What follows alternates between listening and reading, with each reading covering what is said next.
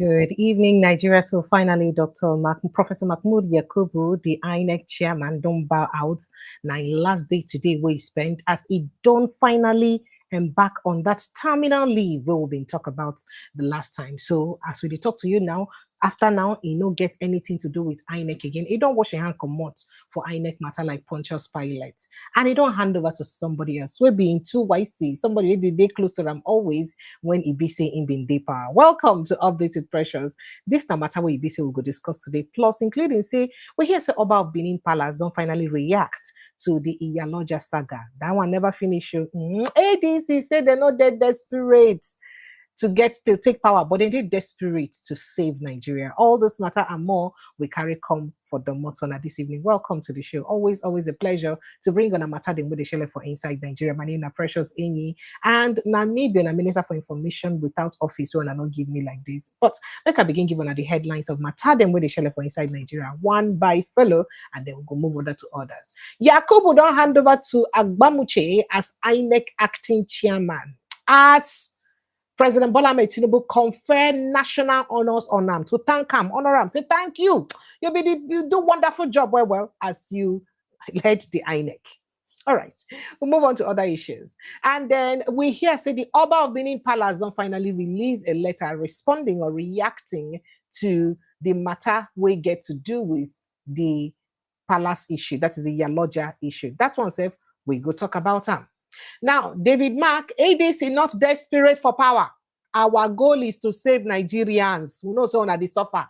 We won't save on. Even though say I be former military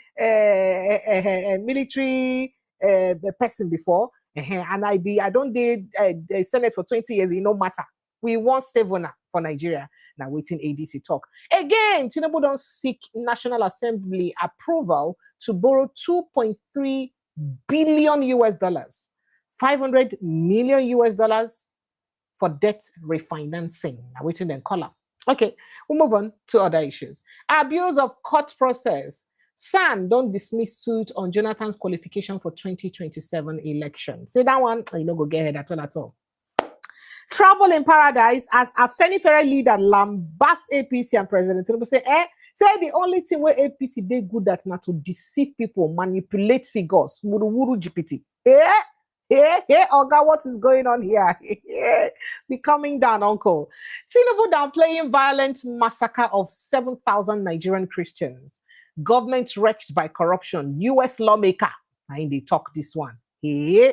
Tinubu building Nigeria's future bite by bite as he did with Lagos. APC say small now they build Nigeria future. The way he build Lagos State's future. And I know they see him. The way Lagos future they very bright. Now so Nigeria future self go day bright. Now waiting then they talk. Who talk this one? APC now they talk am. Meanwhile, it get to do with student loan. Now fund don't kick as institutions don't hike tuition fees, don't charge for profit. That is Nigerian institutions don't increase school fees. Then how near fund will use can complete the money now?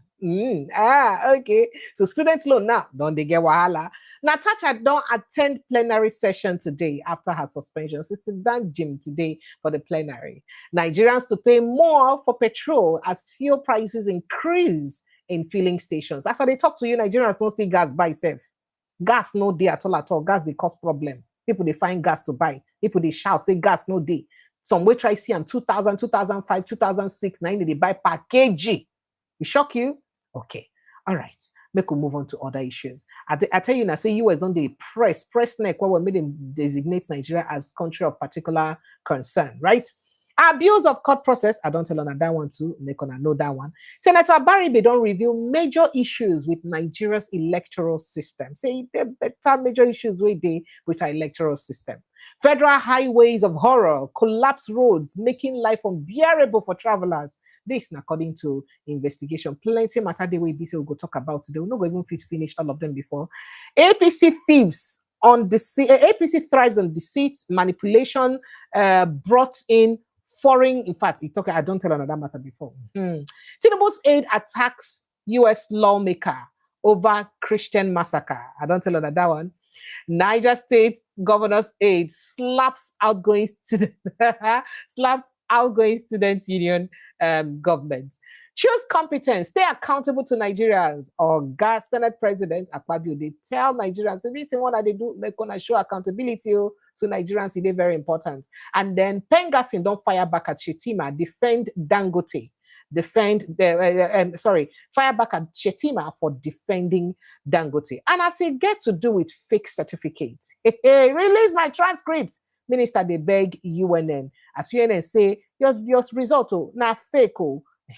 Well, all that matter and more. I mean, we cannot do without touching the continuous voter registration. As we hear say, about over 6.8 million Nigerians so far now you don't complete the pre-registration process as it gets to do with voters registration. All right, all this matter and more now we bring for Honor Domot. Thank you so much as joining me this evening.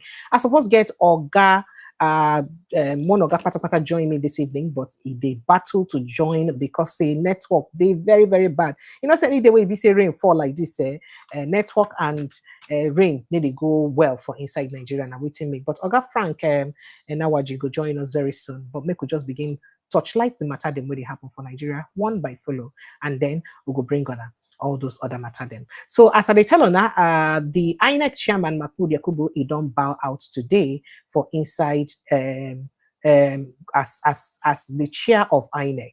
And President Bola Tinubu don't confer on national honors. Talk say, Oga, collect these honors because you too much for the work we be say you don't do for inside the country.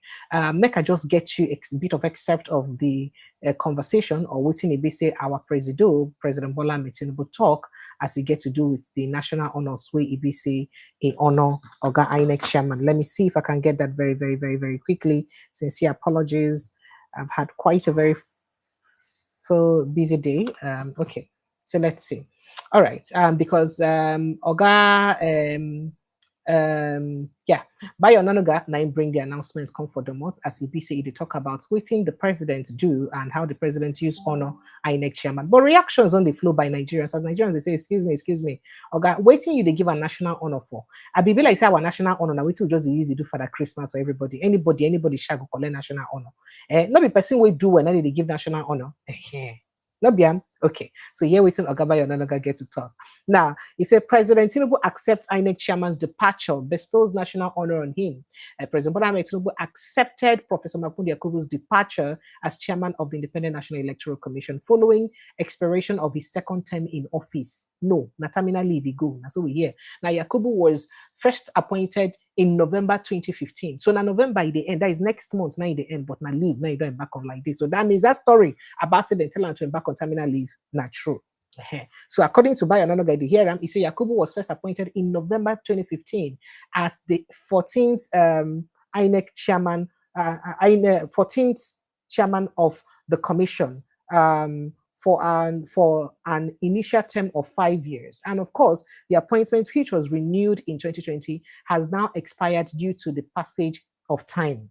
Now, President Tinubu thanks Professor Yakubu for his services to the nation and his efforts to sustain Nigeria's democracy, particularly through the organization of free and fair elections through his two-term tenure. You hear him? He thank Yakubu say you do well, especially as he used conduct free and fair election for the 2 times maybe say you don't the office. And meanwhile, you talk say in office, say they appoint him for 2015 November. How come now October, early October, say for that, and I saying the ballot and they say intern don't expire? Why not stay till the end of October before intern go? If it be say indeed, they ask him back on terminal leave. That's not the question where it be say Nigerians they ask. Now, in recognition of Yakubu's dedication service to the nation or dedicated service to the nation, President Tinubu has bestowed on him the honor of Commander of the Order of the Niger. President Tinubu also directed that Professor Yakubu should hand over to the most senior national commissioner, May Agbamoche Mbo, who will direct the affairs of the commission until the completion of the process of appointment or appointing a successor. In the letter dated October 3rd, 2025, Professor Yakubu thanks President Tinubu for the opportunity to serve the nation as chairman of the commission. Now, so Onanoga use right arm. And then I wait to make a bring up for Namokona the CM so that I no go talk say na me talk here. I do talk na see, even on go if I talk, on go see the evidence as at they talk. But make us still play on a footage of Oga Senate INEC Chairman today, as he be saying he may get in last time within people them from inside the house. Make I see that footage where he be saying been getting last time for inside the house as INEC Chairman and how.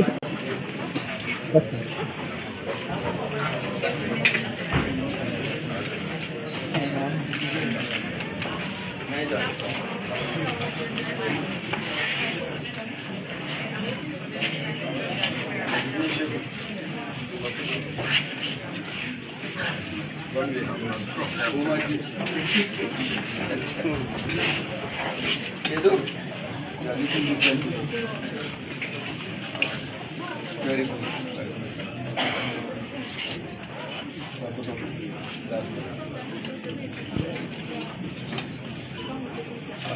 Promotion endemic.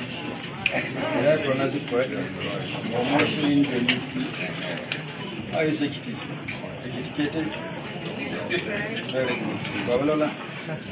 Fundo? Is it Iyaloja or is your life best?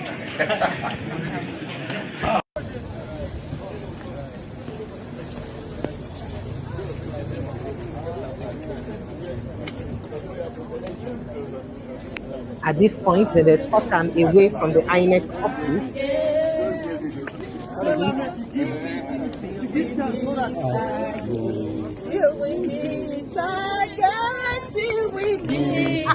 We'll meet again. Did they die?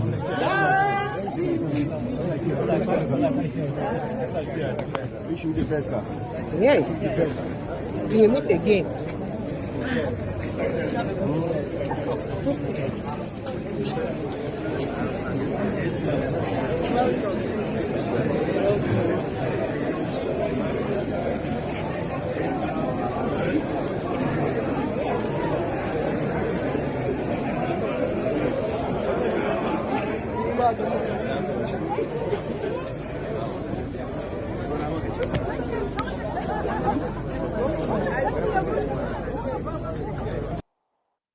Okay, so and I don't see him as he take happen. But matter where they reach us for mouth now, carry am say Organ Minister of Organ Minister where he be say they get wahala as he consign in certificate, don't resign from office as we talk like this now. So he don't come out from inside office, he need they do again. He don't use in hand resign. This not about the first time we be say anybody with that case or any allegation go resign. Okay, maybe him and Kemi Adeosun when they get that kind of problem. So Uche Nnaji don't resign. We'll go talk about that one, but we could just face other issue we get to do with INEC will carry come the month sharp. Now, Professor Mahmood Yakubu don't hand over to May Agbamuche as the acting national chairman of the Independent National Electoral Commission, INEC. Agbamuche now the oldest serving national commissioner for inside the electoral body. Now, Professor Mahmood announced on Tuesday, today, for the ongoing meeting with resident electoral commissioners for INEC headquarters for inside Abuja. Now, INCON asks for the support of the commissioners and directors of the commissions for Agbamuche until the appointment of a substantive chairman. Say make them make sure say they support them until they get a substantive chairman. That's what it take end today. But make we enter inside another matter sharply, because hey, okay, all right. So Oga Uche Nnaji, as they talk like this, they say in don't talk, say in that they do again as he get to do with say for position as minister. So the Minister of Innovation, Science and Technology, Geoffrey Uche Nnaji, don't resign following allegations of certificate forgery where they put on top of his head. Now, President Bola Tinubu special advisor on information and strategy, Bayo Analoga, now confirmed this resignation for inside the statement he released just the president says president don't accept the minister decision to step down. That's what you talk. Now, according to Onanuga, according to Onanuga, Tinubu accepted the resignation of Geoffrey Uche Nnaji, the Minister of Innovation, Science and Technology, following some allegations against him. He added that President Tinubu appointed Uche Nnaji in August 2023. He resigned today in the letter thanking the president for allowing him to serve Nigeria. Onanuga further quoted the former minister as saying he had been a target of blackmail by political opponents. Saying that blackmail them blackmail, and President Tinubu thanked him for his service and wished him well in future endeavors. Now, so the statement can carry read. How on a take see this one? We're going to begin looking into this matter then one by follow. I feel like I will just sharply call my guest over the phone. Since we say network no agree my guest, make it can't join the show this evening, but make we call him, make we hear what and get to talk about this one and everything we consign all the matter then we be say we just talk this evening. The guest who will get this evening. All right, so joining us for inside the studio now, got Frank and Nawaji Ogwonono. In the public affairs and public political affairs analyst, author, and columnist in the Leaf of Port Harcourt, River State. Oga Frank, thank you so much as you join us again. What's happen now? What's in network? Say I do you. I don't know. Where I don't dress well. Where I don't dress well. Hey, you even wear your Christmas clothes, self. Oh, yeah. Better. Sorry. No vex. Chai. No vex. This kind of networks in there, we'll go sue them, no vexer. So I just talk about the matter of the INEC Chairman appointment, where we be saying don't, say they say they appoint him for November 2015. So if not for November where they appoint him, now November this year in 10 are supposed to end. So why it be saying they go now? A lot of people be not talk, say President Tinubu tell and say make him back on terminal leave. But for the statements whereby Onanoga release, he no state anything about terminal leave. He just talk, say the INEC Chairman tenure don't expire. Right. Make I take your reaction to that before we talk about other issues. Well, ordinarily, with the things INEC Chairman go leave. We know that was a go leave. But the secrecy where they involved, now many of us don't know. This Mahmood INEC Chairman, they don't get plenty kata and kasala.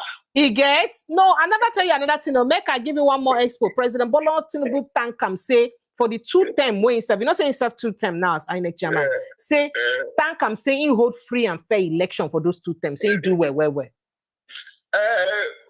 you expect Tinubu to talk? Before somebody will expect Tinubu win election. Why not go talk? If now you don't go talk, now politics.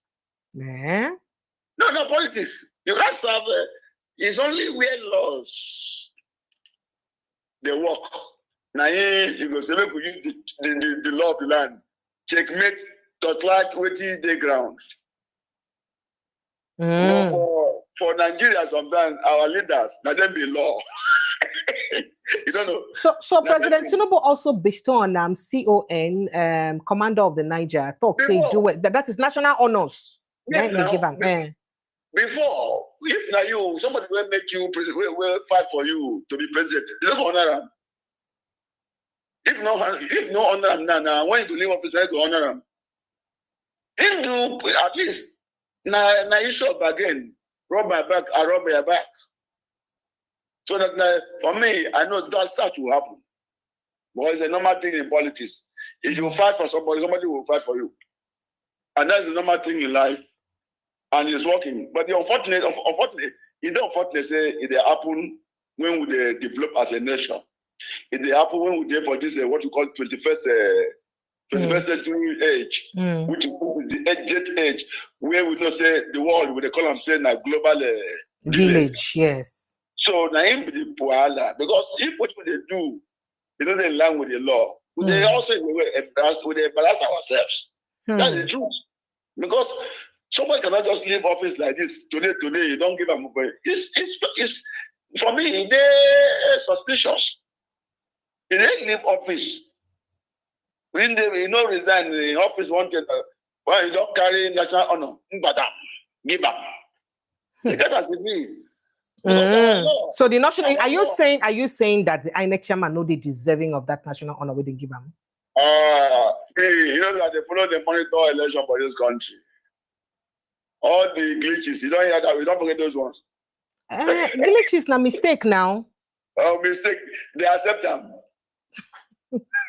All right. When we don't spend money, buy givers. Okay. So moving forward, which kind of thing we think say the next person? We think say the next person we then go appoint a substantive INEC Chairman could do. That's not the question. The first thing, the new INEC Chairman, anytime when come on board, making go into serious electoral reform and to allow the vote of people to count. Again, to make the people, you and me, they concerned for this, for what they have for this country. Make we not sit on the fence. What again? One book I've been reading before now, The Rights of Man by Thomas Paine. Now the people will be the strongest force on NATO. We don't know. Not be military, not be DSS, not be police. Now the people, when the citizens say, okay, change this thing, do the right thing, Nigeria go change. So you feel saying that the people go pressurize the government or people with the power, make them change our electoral act, make them implement laws. So how you not be the people, start them now, make others follow you now. What people go talk with that? Me at the start, I say we the people go unite. You see what happened? I know mention that country. You see how people resign, come up office by force. Is it Nepal? You see what happened? When the people say enough is enough now. Okay, if you call black, white, when inside when they say black, you say that black because you do office. Now what think will happen? As it is now, people know they're conscious of waiting their political rights. They see politicians and those in offices as that them be the law. My God. They not be law. Something happened today. Why go you show you example? If they mean say they not be law. Because you know say okay. Because you know say for other countries where things they happen there. If journalists want interview politicians like this, then go they shake then go they want to say because they want to make sure say they don't do everything right. But for this our country, not be like that though. I don't know whether you hear what thing happened today where it be say Minister for Works or Mahi been there for television with Arise news anchor. Where they tell and say you be small boy, you don't get right to question, and then because of say one of the presenters asked a question on make it give us quotes on how much per kilometer for the project. Per kilometer. So first of all, till now you never answered that question on how much per kilometer. Some people talk, okay, because of the terrain of that Lagos-Calabar coastal highway, say the terrain, each kilometer no go be the same thing because of, some side they waterlogged, some side no they. But people say, if you give us approximate, if you approximate them, if you give us idea of how much per kilometer, because after all, people will give the contract, you give them based on per kilometer, you want the contract like that, Abi. So why if you tell us how much? Why is it difficult to tell us how much it be per kilometer? That route, as you don't touch, you don't touch them. For me, when they follow right, that road, another mistake, if I will call them, when this administration say they must do it.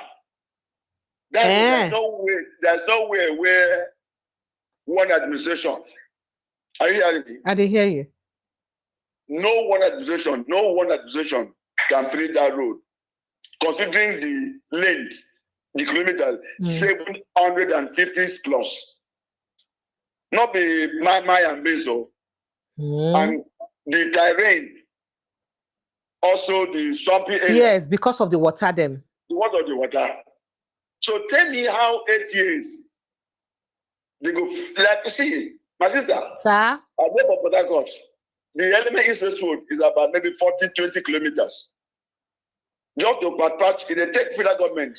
Not be you talk patch. May they even make it demotorable because that's East West Road. They talk element side alone. And they even talk about from Mbiama axis. In fact, the Benin axis because that Benin or a road now still the same East West Road. That's still the same stretch, sir.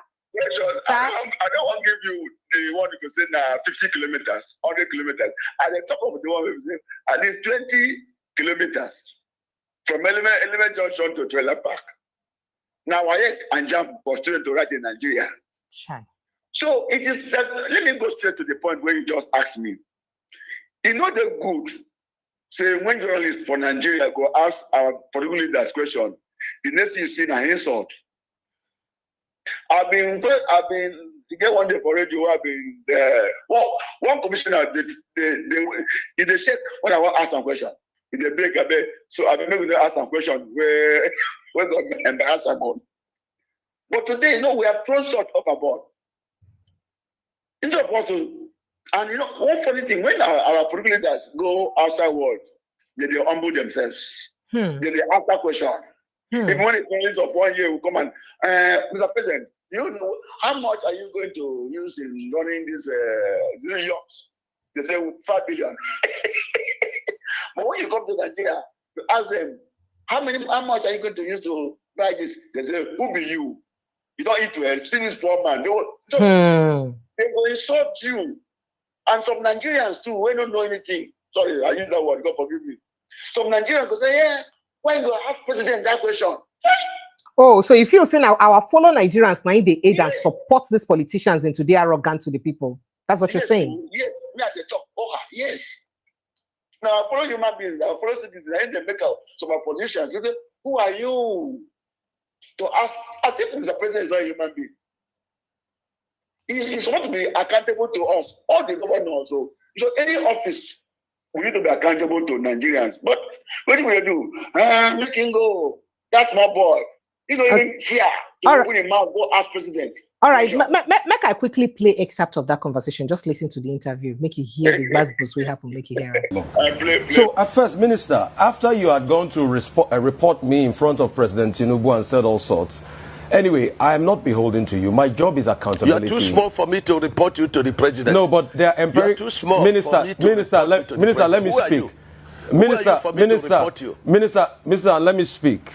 I have empirical evidence. The world watched it on the commissioner of the project when you mentioned the questions I asked you to the president. That was reporting me to the president officially. The world watches, so you don't need to dilly-dally about the empirical facts. I don't talk without facts, Minister. You know, when I have my facts, I talk. And I insist on my question when I ask on cost. Let me only address you, Minister. You will not allow me speak. The problem is you will not allow me speak. You spoke for over 20 minutes, over 10 minutes. Because you don't know what you are speaking. But let me speak. Let me speak. You will not. What your profession is. You will not allow me speak. You see, if you can just keep quiet and be calm and just allow me speak, I'll be happy. All right. So my question still persists as regards the cost per kilometer. You cannot tell me that we don't have a right to know the cost per kilometer. Even if it's an undulating landscape, give us all the facts and the details of the cost per kilometer. That's all we'll ask for. Other questions as regards the loans taken. Let me finish. I won't keep quiet for you to damage Let me information. finish. Listen to me. Minister, you will not allow me to speak. The minister will not allow me to speak. No. Don't do that with me. Minister will not allow me to speak. I was in your studio. Minister will not allow me to speak. And when the first section was on, and I ran the figures. And what you're asking us is 750 kilometers of coastal highway. We should tell you cost per kilometer. So you multiply by 750. That's nonsensical. No, so tell me the cost per kilometer. There's nothing too hard for you to tell me that figure. You've not still told me that figure. So I was right on that point. The second point... Because you don't understand anything. The second point I'm trying to make is You don't understand anything. I'm a professor in this field. Okay. You don't understand anything. What university gave you professorship in this field? And you cannot ask me to tell you a cost. What university gave you professorship in engineering? I didn't know you were Professor Mai, Minister. I didn't know. So, please, you've not been able to... I'm professor in practice. In practice. I'm professor in practice. Okay. I understand engineering very well. So secondly, and you have no knowledge of what you're asking. If you will let me... You have no knowledge. If you will let me ask questions. So you keep quiet. Okay. And then stop, okay. You know... Minister, it's all right. Keep dignifying yourself and let the world see you for who you are. If you allow me speak... The other 100 kilometers that you said they've added to it, we would like to know the cost per kilometer of that one. And the Winsome Homes, the case is in court. Now, I would like to know the cost per kilometer for that one. I would like to also know the over 700 billion. All right, so I don't know whether you hear this. They don't hear the buzzword small. This not just small, though. I don't hear the buzzwords now. It's unfortunate. You see. You know, say our culture is different from our Igbo culture because we respect our elders well. And clearly, people they vex for the hosts, Rufai, say no respecting elders. Yes, now. No this country. Now you are serving the person they serve Nigeria. If Nigeria say, can you tell us? Let me tell you for free. This is the biggest road project of any administration in this country. Any so far. Yes. I say any. I've done my own investigation. Over 15 trillion naira. Are you aware? They don't even add another 100 kilometers on top of. You don't understand? Now the one where they argue now, and yet to still not know the cost per kilometer. I bet not vex. So people where they do construction, is it that it is abominable to know the cost per kilometer in such a project? Because I'm just a journalist, I just talk at the talk. You know why? Why, sir? Ordinarily, by kilometer you will know the cost, whether it will be in tandem. So they no one release the per kilometer cost so that Nigerians no go calculate them to know. Oh, they know what make we know. But not be our right to know. Not be our right to know. Not be our money. It's our right to know. And you see, they will shut you out and bring arguments. You see what he was doing there, and he made a mistake by saying he's a professor. He's saying be a professor by practice, not be saying at university give him. No. You cannot call yourself a professor. Sorry, professor is not by. It's just like you know, guy don't understand. I don't do broadcasting for about 20 years now. I'll be professor of broadcasting. You know, get that? No. Professor of talking. No, that is a common sense. It's common sense. Yes, you cannot see. That's what I'm saying. As the talk. Ordinarily, mine should have been. It's all very diplomatic. But if they use the force way they use on us as citizens, when you want to talk, they say, "Hi, who are you to talk?" Before you go know, you go ask the man, profile, how much we are selling himself. To make sure that he go disgrace them publicly. That's why everybody is saying, "I pass my neighbor for Nigeria." In advance, you don't come out to say you pass your neighbor. China produce generator. Are you aware? Yes, sir. China produce more generators. My neighbor bought it. They use that. Nigeria changing them say, "I pass my neighbor." So immediately you enter office for Nigeria, you pass your neighbor. You pass the whole citizens. You pass your state people. And that's the way they play. All right, sir. So make I just play the remaining part of that interview very quickly. Make we just get to an end. Since you define yourself and let the world see you for who you are. If you allow me speak, the other 100 kilometers that you said they've added to it, we would like to know the cost per kilometer of that one. And the Winsome Homes, the case is in court. Now, I would like to know the cost per kilometer for that one. I would like to also know the over 700 billion first tranche of loan you guys got for this project. Has the money been spent? How was the money deployed? I would also like to know. I would also like to know the terms of that loan. All right? How many years? What's the payback period? What's the payback moratorium of that loan? And for the Winsome Homes, isn't it interesting that as somebody that's been a governor in the state, you know the law, a case is in court, and then you're coming to talk about the details of the cases in court. Because you denied that the case was not in court. Now you've already accepted that the case is in court. So is it not just better you thrash it out with the woman that is been reporting a case in public that we all heard, and I ask you questions based on that? So, Minister, just answer the questions. I've got no axe to grind with you. You know that. We've spoken many times. In fact, when your people called to book, I booked them, and I said you should come on air. So please just tell us those information. It's very important, Minister.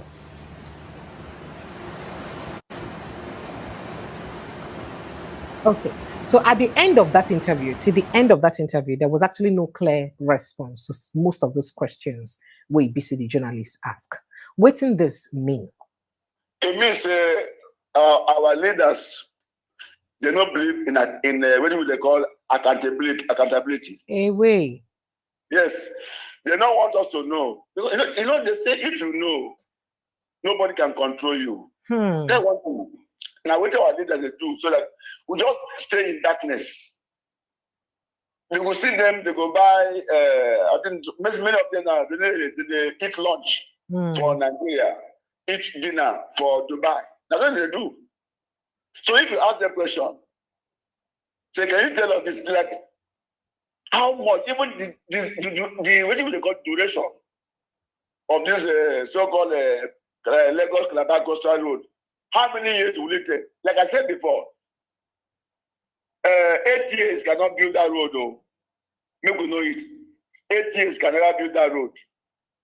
Now, a very difficult road. But if they build them, now good road, no doubt. But it is a very difficult road by when we talk about the place where the road can pass through. So you go pass inside water where they put some feet. But then they hide from us to know what they want user, how we go. So why you think say the government they shield this information from the public? Why would they do that if they serve the people? They don't want make we know what they do, what they do, and if we know, some of us will use them against them. So they would not do it with a blanket statement. Don't worry, we know we're in charge. We have hope for you. We have renewed hope for you. Don't worry. Now, what did they do for this country? And those of us, like I said before, some of us too, when we start government, we don't live now. Now, the first person when you give account. So when you hear that sorting, you go kill your spirit to even ask question. Because one, if they tell us how much with the road, and this new 100 kilometers, where you go start, but already they don't conclude them. So if you look at you, now money for some people that accuse the federal government or this government say this coastal road now they way to raise money for 2021 election. You see, I don't hear before. Say this coastal road now a way to make money for 2021 election, and they not deny them. But when you look at it, President Tinubu as president ruling this country under this administration, I don't think, even you can imagine 2 years now to commission 30 kilometers. Okay, sir. All right, make we quickly just move on to another matter. I don't know whether you know about Uche Nnaji, the minister, Uche Nnaji. Yes, exactly. The one way be say been get wahala with certificate and all that. Well, he don't resign now.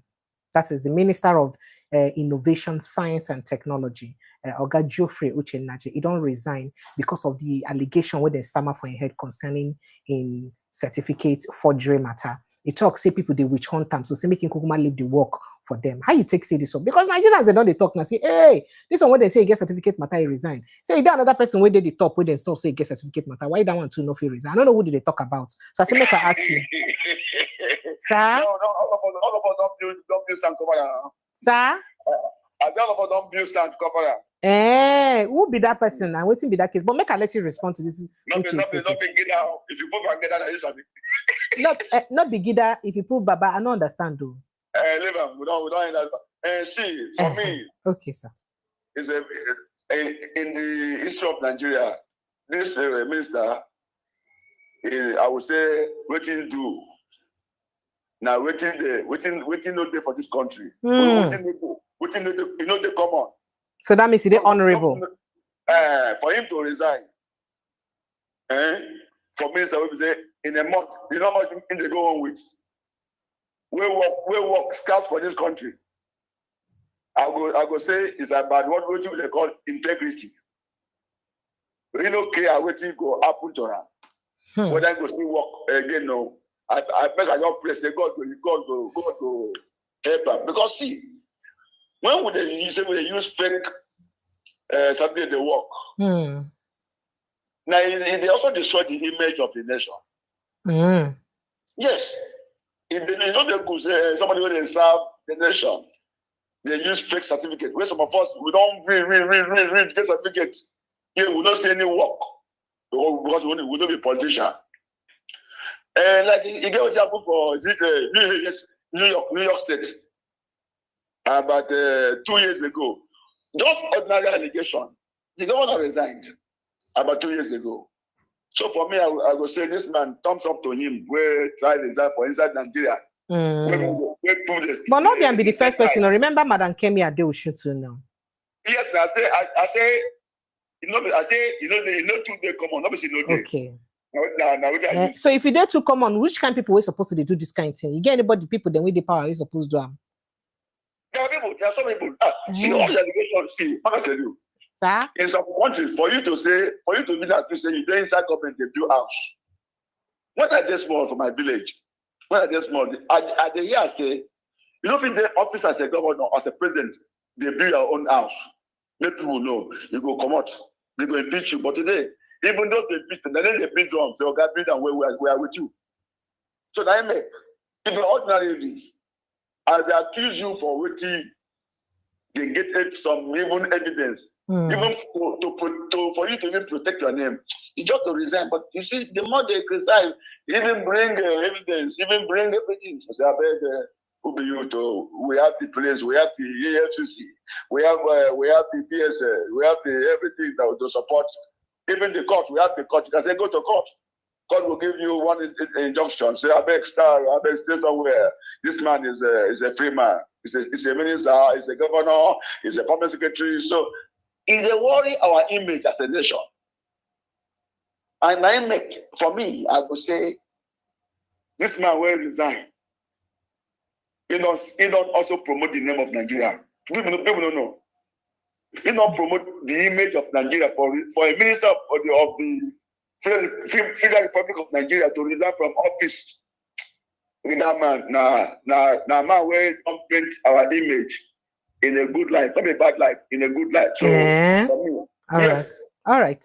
Thank you. So we could just enter other matter then because we get plenty matter to talk about sharp. Since if we say a direct caller, they call you as internet no great work at all. So for inside other matter, David Mark, National Chairman of the African Democratic Congress, ADC, say their party goal, that is the ADC goal, not to build a legacy of service and not to chase power. In fact, it did a strong statement they make when Nigerians, they don't follow them like this, they can't talk.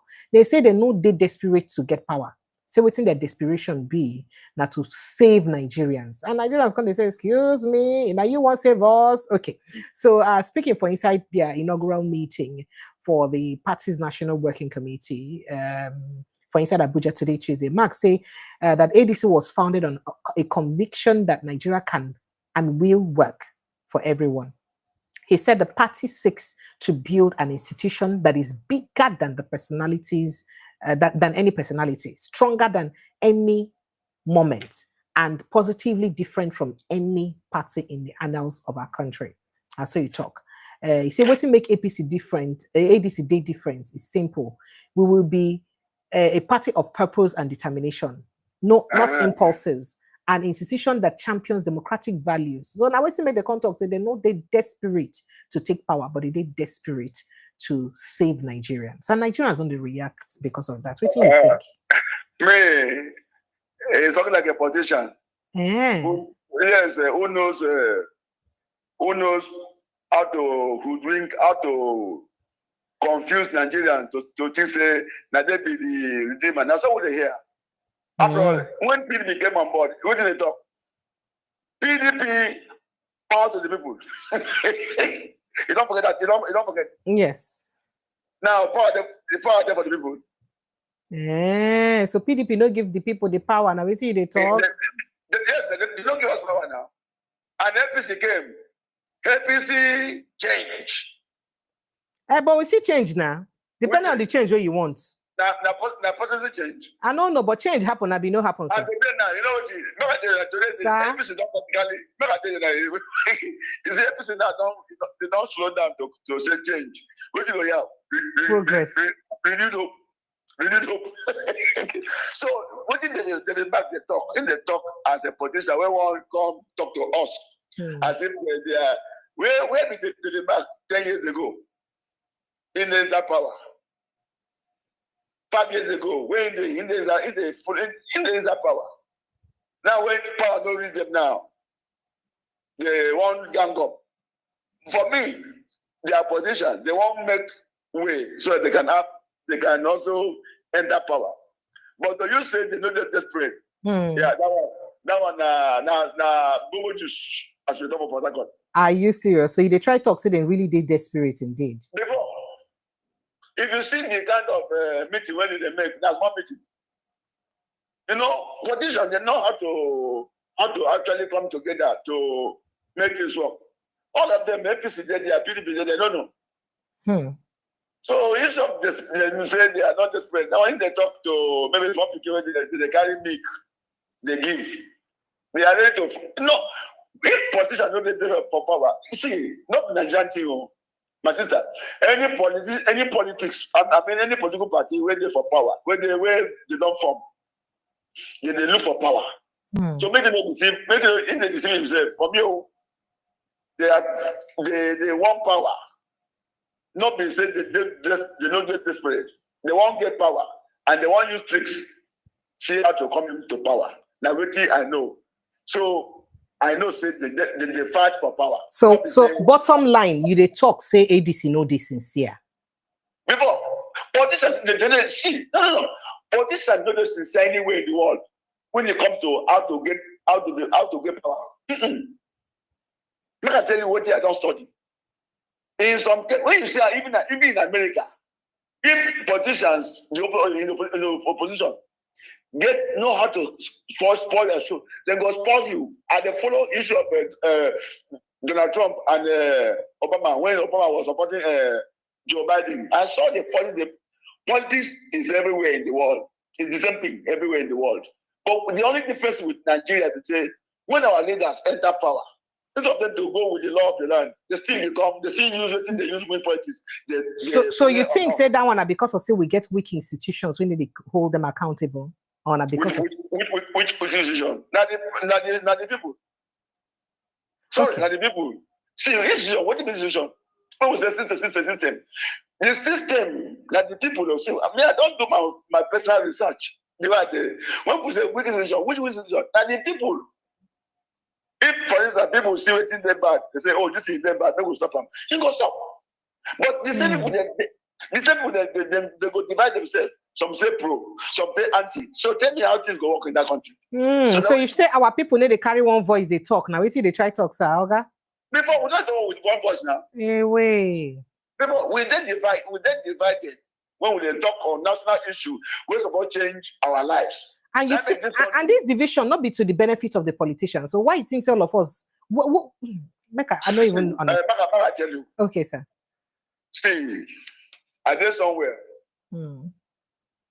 Some police will just come bring maybe 10,000 naira. They say no food though. He bring 10,000 naira. What you go do? I better take this money now. After all, if you don't take them, he go still do what he want to do. So they don't divide us to their own advantage. That's the truth. That's the truth. So they know who we are. See, at the time Nigerians say our presidents, our governors, they're not from America. They're from Nigeria. They know the way they behave. So they talk institution. Somebody just go even judge when they say get bail. Judge they see bail again. Judge they see where the money they come from. Before judge go give a judgment, he go hear the order of your body. How this man he get money, only get money. Are you serious? Not be the system, not the people, not be the system. Way. If the system they work, if these people they work, they will give somebody. See, now I tell you something. Where is it in Canada some years ago? They carry money. I mean, there was outbreak of what is it epidemic. Minister of State of Canada carry drugs and other things to keep people to social. They go road the share. They go road the share to people. Make I tell you, from River State where I come from, where I dey now, for River State. During this Amechi administration, Amechi bought during his administration, River State government bought drugs to stop malaria. Those they do a lot of things. They can't just give to people, even net. Nigerians, River people, they carry the net, go hide. Carry the job, go hide. Even when on the packet, they write them not to be sold. They carry go chemists, go keep the sale. Now the system, now the people. So if Nigerians go there sincere, if Nigerians go there truthful, say this thing in my country, like when they say change go begin with me, if I dey sincere.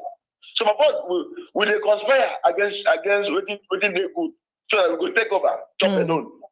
And that make this country, they go far. Nobody say God no bless this country, God bless this country very well. But we know this sincere when it comes to the system.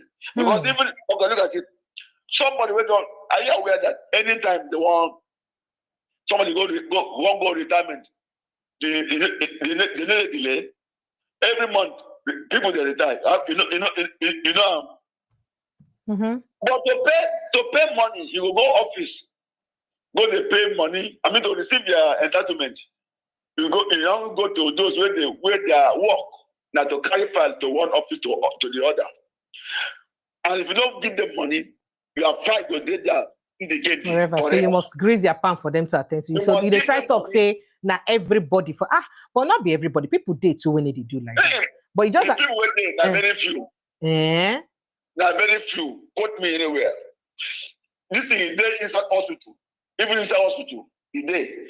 So when we say system know they work, now the way would they behave, then maybe our system know they work. Whether you call it school, you call it anything. Now the people, but not in the system because if system they work. Me, I don't agree. I know they ever agree for that argument because you know go fit tell me say I did like every other person. That's it. They pay me well. But no, Oga Frank, we could just leave this matter to another day because this matter no go end like this. I say people, some people. Okay. I don't give blanket statement. All right, sir. I get just of word. All right, sir. That will be the problem. All right, sir.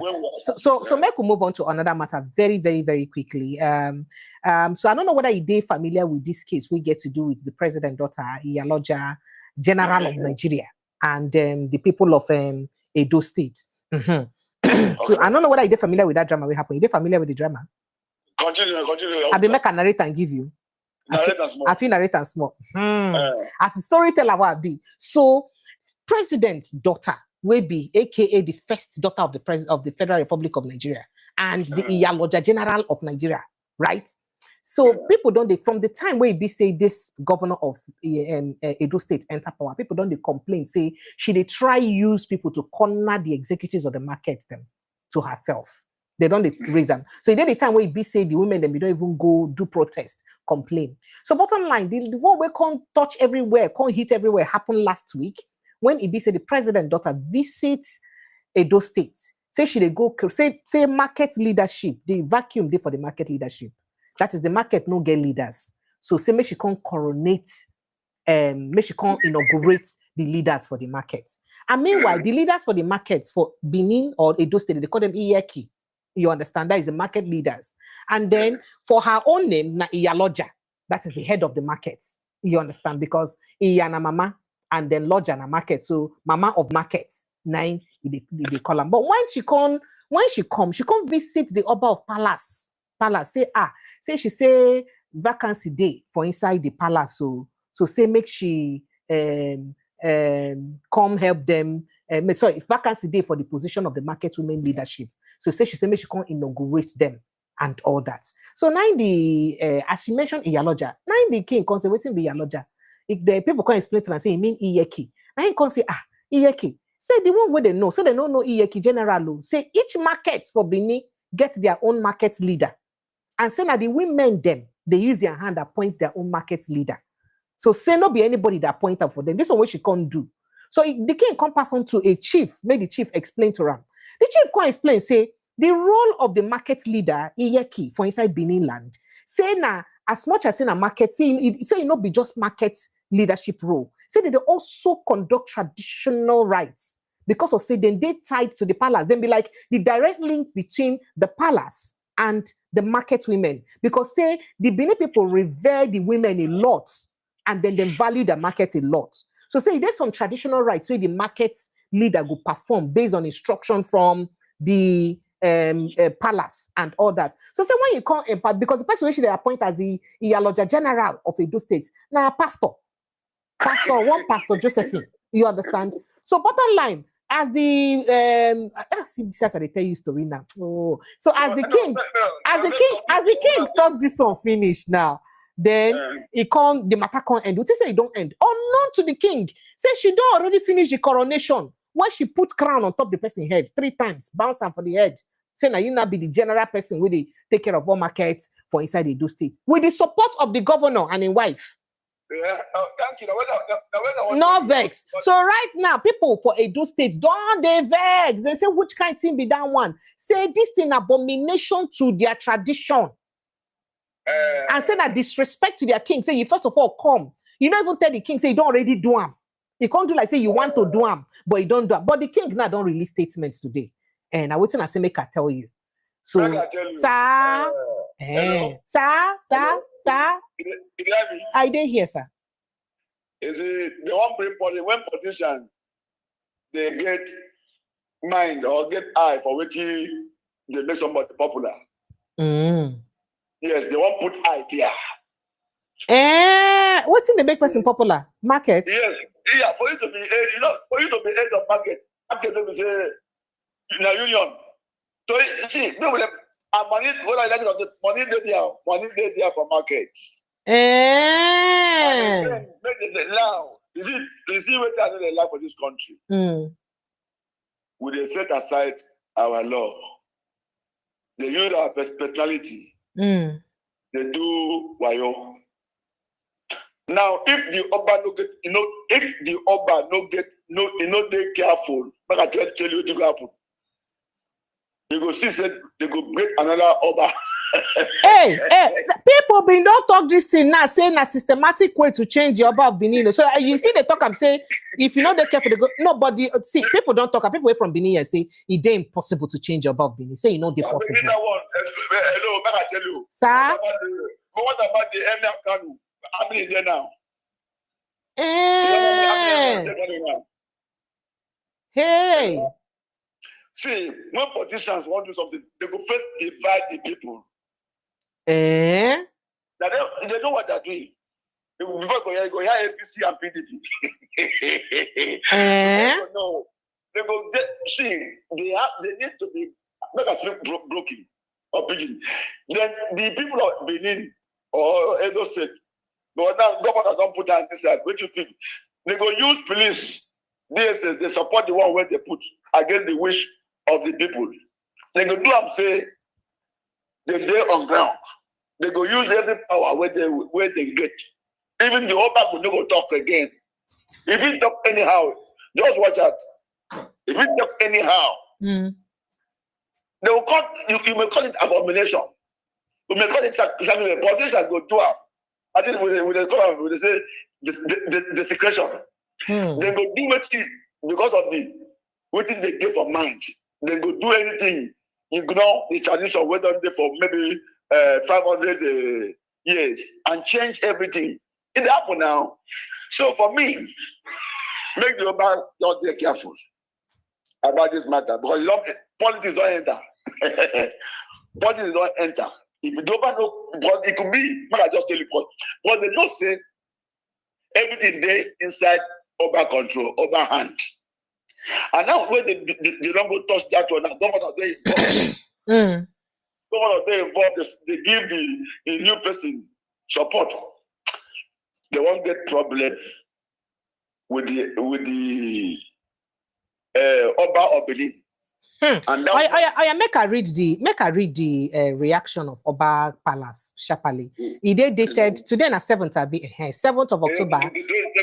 Yes, 7th of October 2025. If this report na anything to go by, because me never verify independently from Benin City, but now the report will just reach my hand sharp. I say make I quickly also talk about them, but I go do independent verification about them. So he say Oba of Benin Palace public announcement.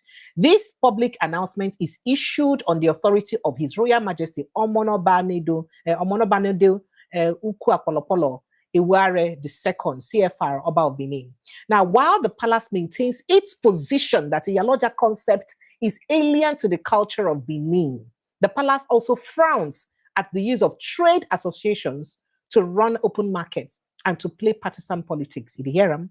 Now, these twin factors are antithetical and inimical to the essence of our market tradition in Benin culture. That's so he talk. He can't say, for the avoidance of doubt, Benin Traditional Council wishes to reiterate that in Benin, there is nothing like Iyeki General, that is Iyaloja General, which this Iyaloja concept seems to imply. In Benin culture, Iyeki emerges among the market women. After being chosen by the market women, she is brought to the palace for confirmation. Once confirmed, they are told to go ahead and install her as the Iyeki of the market. This is similar to an Odeon wear of a village being brought to the palace for confirmation before installation. Now, the palace never choose anybody as Iyeki. It is the market women themselves that do that. Every Iyeki is independent of each other. Every Iyeki is culturally, spiritually, and religiously tied to the palace. In the Yeram, culturally, spiritually, and religiously tied to the palace. Make a finish him, sir. He said there is a direct functional relationship between Iyeki and the palace, just as there is no honorary chieftaincy title in Benin culture. So also, there is no honorary Iyeki title in Benin culture. Every Iyeki has a spiritual function she performs for the palace and for the well-being of the markets. We strongly advise that the function of Iyeki should make a look what I read here. Okay, that the functions of Iyeki Novex make a read here. Okay, then talk say make the functions we should have advised. Okay. Then talk a lot. I don't miss that part because it is law. To avoid breakdown of law and order. They say we would have advised the state government of this salient tradition if the Benin Tradition Council had been consulted much earlier. But say, as they not consult them, I make them not advise them. He said the palace has also observed, in fact, they talk a lot of things. Bottom line, the palace, they talk. Say this one, he no follow for the work we say they do. But they can't thank the governor, say the governor take the king as in father. Himself take the king self take the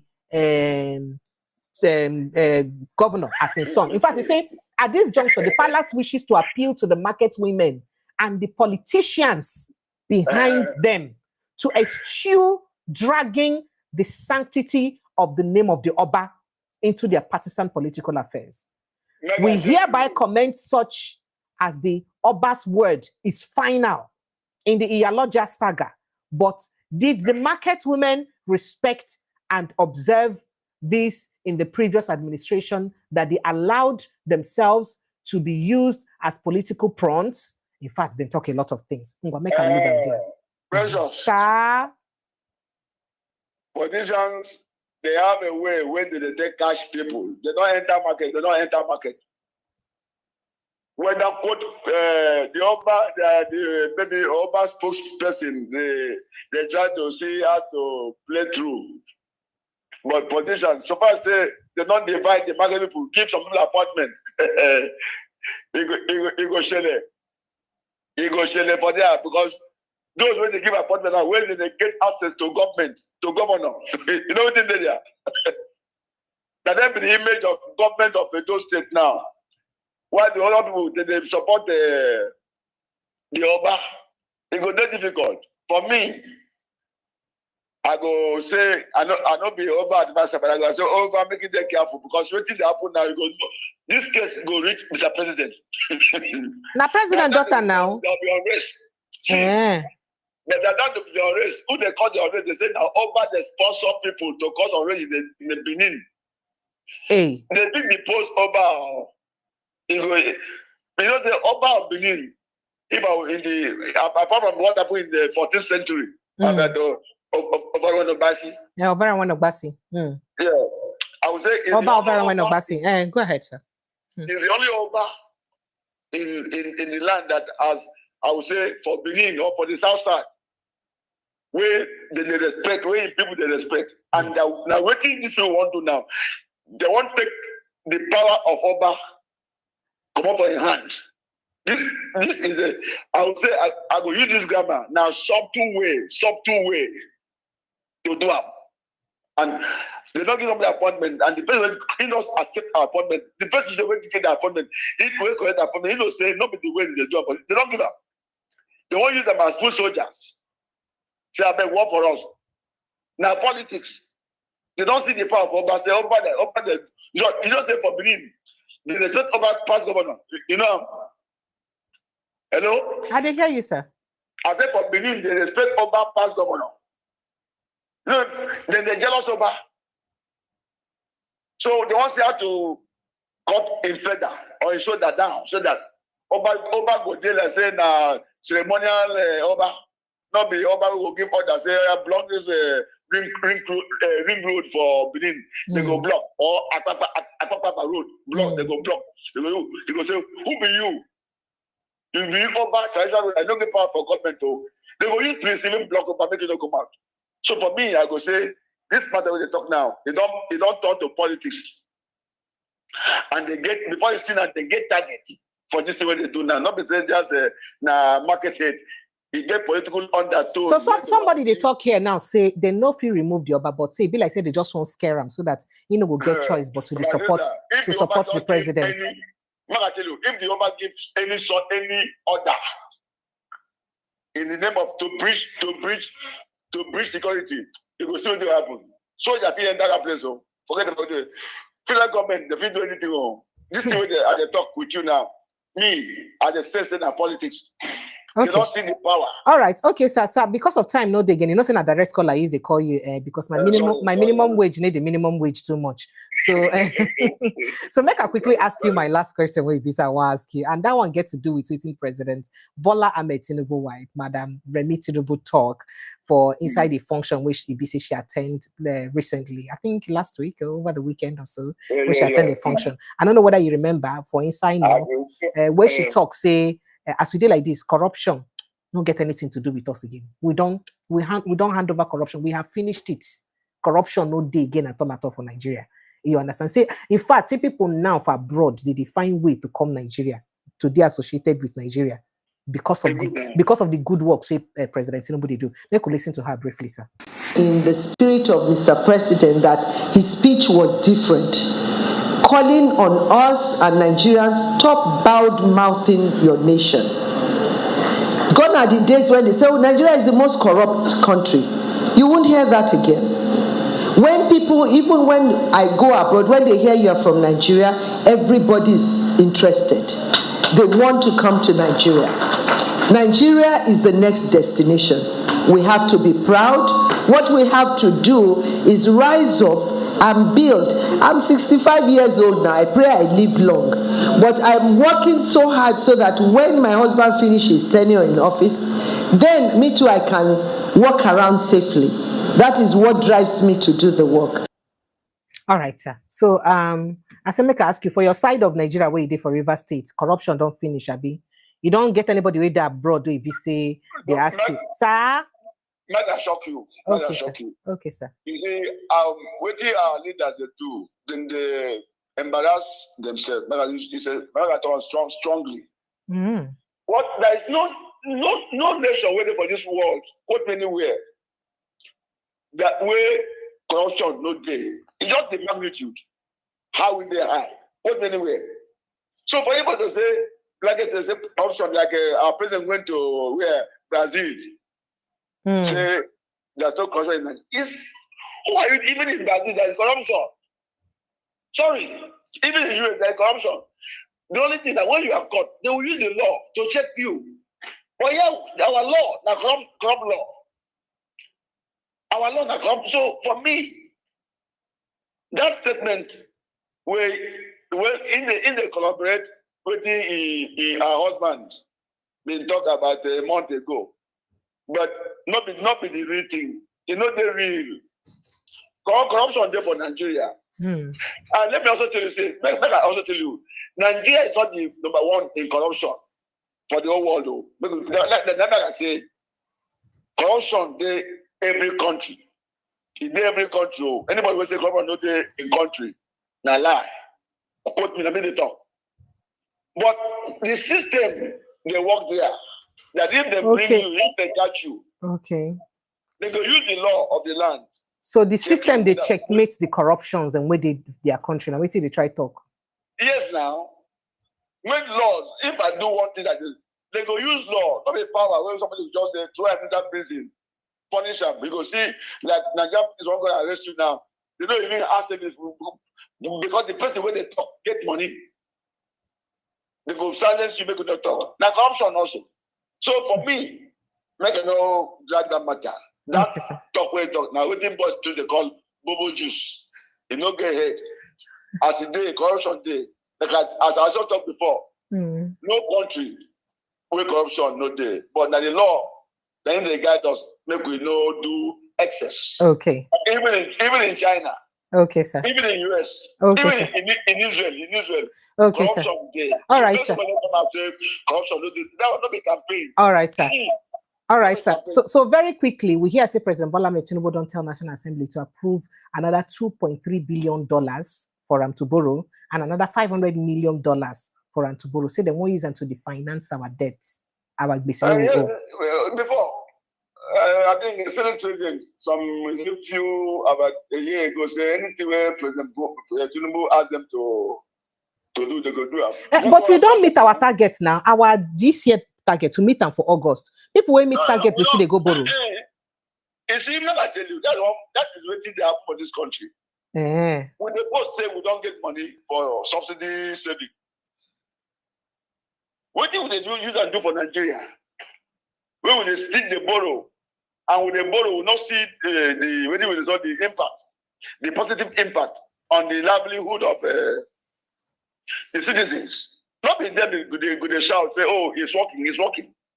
Yes, it may be working small, but the way they sing the song of everything is working well for Nigeria, the price of fuel, because make I tell you for free, the price of fuel, determine how you and me they live. So they will never buy fuel 700 naira for Nigeria. So for me, the National Assembly is supposed to be the watchdog. But I think that now they say anything in bring, they go sign, and they go sign. So this will not be where they go even flock too much. They go sign now. Even if it's like $1 billion, they go sign. But the money. So you believe that this loan as it did like this, it don't be as good as approved? Before. It's only for the even country or the financial institution to give to them. But for National Assembly, boss will say done and dusted. All right, sir. All right, sir. Since you know one flog and too much, make I just ask you one last question before I let you go. We hear as a leader of the Yoruba Socio-Cultural Organization, Afenifere, Oba Oladipo Olaiton, he don't blast APC and President Bola Tinubu as he featured for inside interview this morning for Inside the Sunrise Daily for Channels Television. Olaiton say APC they good at deceiving people and manipulating figures them. In fact, quoting him, he say APC is good at what they know how to do. Deceive people, manipulate figures, conceal issues. That's their job, and they know how to do it very well. The question is, do you feel safe where you are right now? Now, wait till they talk. He talk a lot to say the last administration before the current one, the story is out there that just because they want to rule the nation by hook or crook, they go to extent of imposing foreign nationals, Fulanis to be precise, coming into this country to destroy the nation if they could not get power. If anybody has that type of mind, nothing good can come out of him. And the current president, when he was campaigning, he told Nigerians that it is his turn. What that means is that either me or nobody else, and I can do anything to take the turn. Now, waiting it up. Make I take a reaction, sir, sharply. But is it the man talk the truth? And now what will be the problem of this country? Because see, like me, we dey lie to ourselves. When they say, oh, we don't destroy Boko Haram. Hey, we done, everything is working. Hey, with everything, oh, you can see, where's safety day? Sorry. See, let I tell you for free. When we go out, say, go talk, use television, use radio, say, newspaper, say, and again, let I tell you, the way our paper, the way our television they work today, what they call investigative journalism is becoming a thing of the past. Because when with the bargain on Nigerians, are you aware they are still kidnapping people today? It's a common thing today in Nigeria. Like one of my former governors said, it has become commercialized. Yes, that is it. In a country that will say everything is working, people have been sold as animals. So what did the man talk? Not true. And that's one thing. When people are desperate to get power, they will now sell the birthright of their people to others to get what they want, which is very bad. Okay. Like we're saying, our leaders say, oh, our borders are porous. It means we don't have technologies to check the porous borders. They have, but if somebody can swallow the money and lie to the people that no, they go work and NEPA no day, we not going to power the machine. So what did the man talk? Not true. Now deception or this, then they full flow. Because also somebody go tell me, say, oh, you see water is flowing everywhere in Nigeria. Oh, light is flowing everywhere. We're like there. Thank you, sir. We're like Thank there. you. Thank you so much, Oga Lucky. Oga Frank. Where road day? Where road day? Because of, not I tell you this one, I drop. The money we they pay for internal flight, that's more money. Not be smart, you know. If I won't go Abuja now, or I won't come Port Harcourt now, my heart's going to fly because to and fro I go spend like almost 500,000, 400 and something thousand. The question it's is crazy. Oh dear. The call don't cut. Sincere apologies. All right, Nigerians. We could begin to take on our calls and our reactions on waiting. I think for some of these conversations where we say we don't get to the plenty matter, then still day we be say we never put mouth inside. But I say make I just stop for this one. I will try to call Oga Frank again back in the course of the conversation. But for now, make we just bar break here. So as I tell on and I'll say President Bola Tinubu don't seek the approval of the House of Representatives for new external borrowing and debt refinancing. That's what they call them, totaling 2.3 billion US dollars, alongside issuance of a 500 million naira debut sovereign sukuk in the international capital markets. Now, this was contained in a letter read on the floor of the House by Speaker Tajuddin Abbas. Now, the letter seeks National Assembly's resolution in line with sections 21, subsection 1, and section 27, subsection 1 of the Debt Management Office DMO Establishment Act 2023. So now, so you take B. So would they look forward to seeing what's in the reaction of the National Assembly could be, whether they go just pass the bill sharply in their normal way, whether they pass them, or they could just talk, say, no, make we take some break before we pass the bill, make we they should say we scrutinize them to make sure say we do it we're supposed to. But waiting they baffle most Nigerians when inside this conversation and say, how will they possible say we go still won't continue to borrow when we don't meet our targets? Because based on the conversation we will get for Nigeria, and I say Nigeria don't meet our targets. So a country where you say we don't meet what we supposed carry. I mean, when you meet your target, not be say you don't meet what you supposed carry money do. That is, you don't meet what you supposed carry money do. You don't meet your target. Not be so. Not be waiting. I mean. So if we don't meet our target, that is the things where we say we supposed use money do. That's financing or refinancing not supposed follow for those things, and when we say we supposed carry money do. I mean, maybe I not sure sabi anything. Maybe because I not sabi anything, so I don't really know the one way be say supposed to be the right thing. So if our debt servicing suppose or debt refinancing suppose follow for part of waiting we suppose use money do or waiting we require money to do for the year, then why it be say we get to borrow again after the president tell us say we don't meet our budget? So there are lots of things we be saying they add up to Nigerians, and Nigerians they ask questions, and based on those questions we Nigerians they ask, I say make I come back and ask on too. We be Nigerians, not gonna help me tell me waiting on a think about waiting President Bola Ahmed Tinubu talk. I get a message for here concerning that Omahi conversation with Rufai, and I go like read them so that other people go also share their opinion. So I don't see what you put out there. Oga Tony from Chicago, I think I saw that your message. You say you don't do contracts before for federal government. You said it here that that Precious, I did government road contracts in Nigeria before I left. There is no way you would have a contract without knowing the rate per kilometer. No way, right? But then somebody sent me a message here. Let me read it. Now this person says, Madam Precious, please, in this instance of Omahi, Omahi is correct. The road is over different terrains, but has swamps, beach areas, forest areas, and so on. Now the road would have numerous bridges as well as concrete pavements because it is not a uniform road over 700 kilometers. You cannot have a cost per kilometer.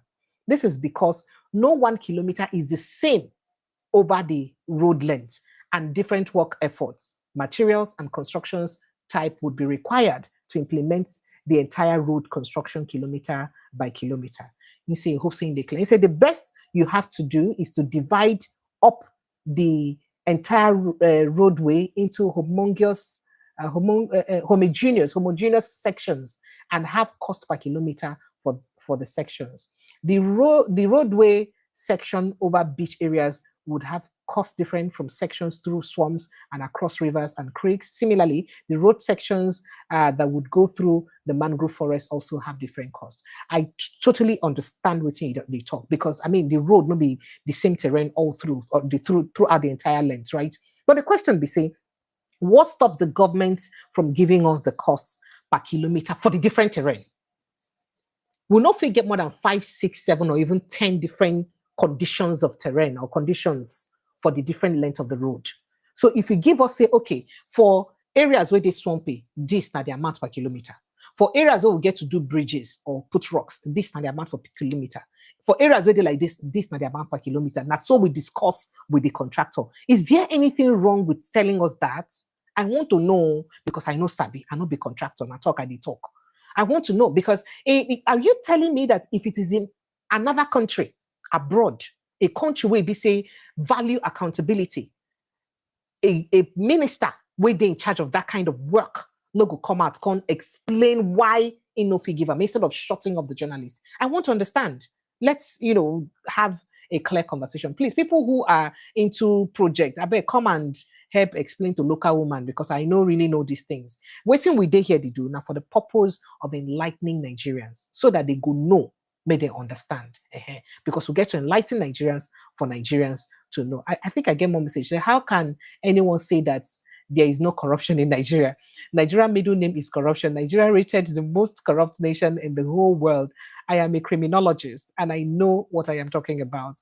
Get on a public transport from Enugu or Onitsha and you find uncountable police taking money from the motorists right in the presence of our children. And you say corruption, no, they are our country. Sorry. The corruption just don't reduce. The magnitude they use before again. Nigerians, whole lies are open. Let's continue. Let's start to take your thoughts and reactions on the conversations we've raised, right? 0817-029-4077. That's the number to call. Or I don't put the link for inside the comment section. Just click that link. It will bring you straight to the studio. Make you forfeit, join the conversation. Click the link. The link will bring you straight to the studio. May you forfeit, join the conversation. Or you call the WhatsApp line 0817-029-4077. Now the number to call to use join the conversation, so that we go fit put mouth for talk for waiting Ibise will carry the talk. There are lots of other conversations where Ibise will get this evening. I never finish them. Make I even begin look them one at a time. Let's see. Okay, I see borrow without break. National Assembly cannot. They see all of our messages and I appreciate it on a big time. Thank you so much. Hello, good evening and welcome. Yeah, thank you so much. I was trying to follow you. Okay. And you, I think your program is getting better. Thank you, sir. People are really contributing. Thank you, sir. So and by the way, you're looking so beautiful these days. What is you did live on air. I don't know you, sir. What's be your name and where you call from? You're live on air, sir. My name is Dr. Chris. I call from Dallas, Texas. All right, you're welcome, sir. Would you like to contribute on the show? Sure. Oh yeah, go ahead.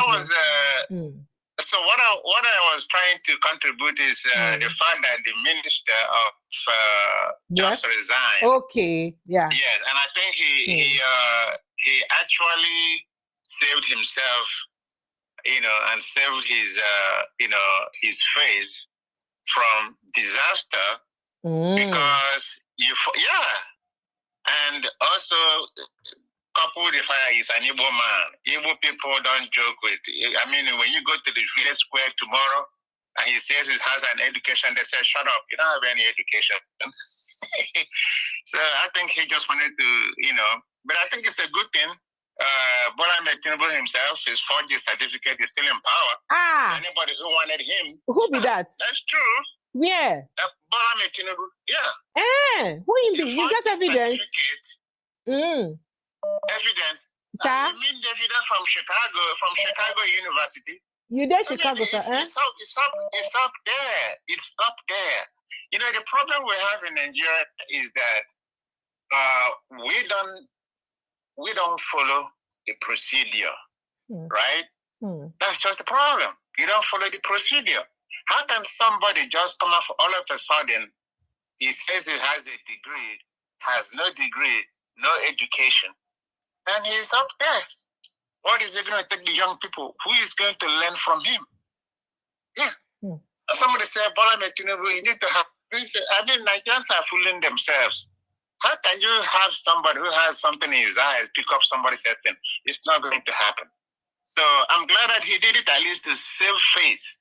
And I think the next thing is for Bola Tinubu to say, you know what, I wasn't qualified for this position and I resign. It is not going to do that. And then on Omahi, you see, in our country, people of authority think that Nigerians are fools who don't know anything. You ask them a simple question, they are the boss. Whatever they say is what happens. Because if you say anything contrary to that, they will arrest you or they will say to go to court. When you go to court, you will lose. Even if you win, they are the people that will enforce that judgment, and they will not. And that's why they tell you to go to court. It's like these people who are destroying the houses of in Lagos. They know they weren't supposed to be there. If you want to go and pull down some process, the problem is that they will drag it out. They will say go to court. The court will adjourn and adjourn and adjourn. And in 10, 20, 15 years, the case is still in the court. By that time, this house property owner has lost his value. He has lost his income. Okay, his family is thoroughly destroyed, and that's what you can do about it. The judge is going to take them 20 years to go and do it. So that's the reason why this doesn't. First of all, somebody is going to wake up every day early in the morning and destroy somebody's property. There is nothing you can do about it. And that is just the truth. Thank you, sir. And also on the fact that Bola Tinubu and gave this guy, the INEC Chairman, an honorary. Yes, so national honors. Something. National honors. Yes. What is that for? What is that for? For conducting a free and fair election? Which free and fair election did they conduct? He did not. The only free and fair election he conducted was one that they conducted in Ogun State or Osun that tried the area, and they saw he was working. And then he came to the election. The thing that he claimed was working is no longer working. They turned it, they shut it off. And they haven't told us why it was shut off. You see, in democratic societies, when something happens, right, you blame the person, then they bring that thing up so that people will see how it happened and how to fix it. And I'll give you an example. George W. Bush, the former governor, when he won his election, how did he win the election? It was by 200 and something votes from a ballot box, a ballot paper in Florida. During that election time, what we do is we use a pencil, you punch that hole. Sometimes that punch didn't go directly across, so some of them is still hanging. So they count it as not being punched. So they saw that was the issue. The next year election, they fixed it. Everybody knows where the problem came from, right? There is no magu-magu. If you, after an election here, they count the ballot. And the way it works is that you go in there, you give them your driver's license, they check your name, they give you the paper to mark or choose who you want on all the positions, including the president, the local government person. You check your stuff. And then you go straight to the machine and you slide it in and they count it. And when they count it, they take that hard copy aside.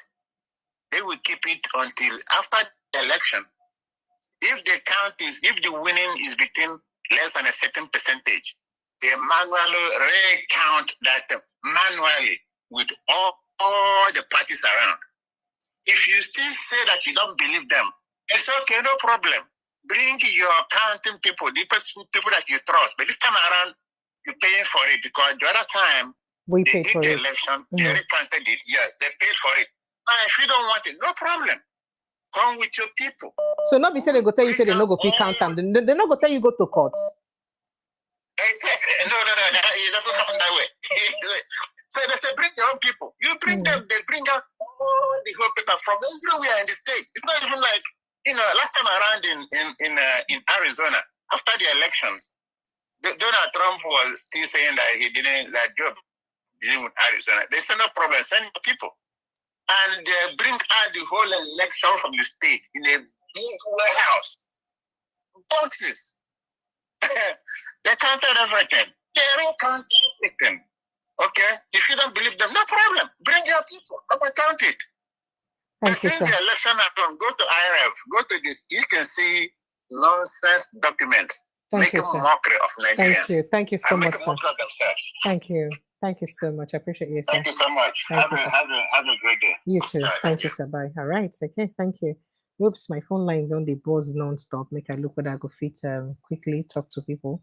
Okay. I see people in my backyard. I'm coming to you people. Oh, stay there. Oh, my brother Onero and TY Danjuma. I see you guys. I'm coming. Hello, good evening and welcome.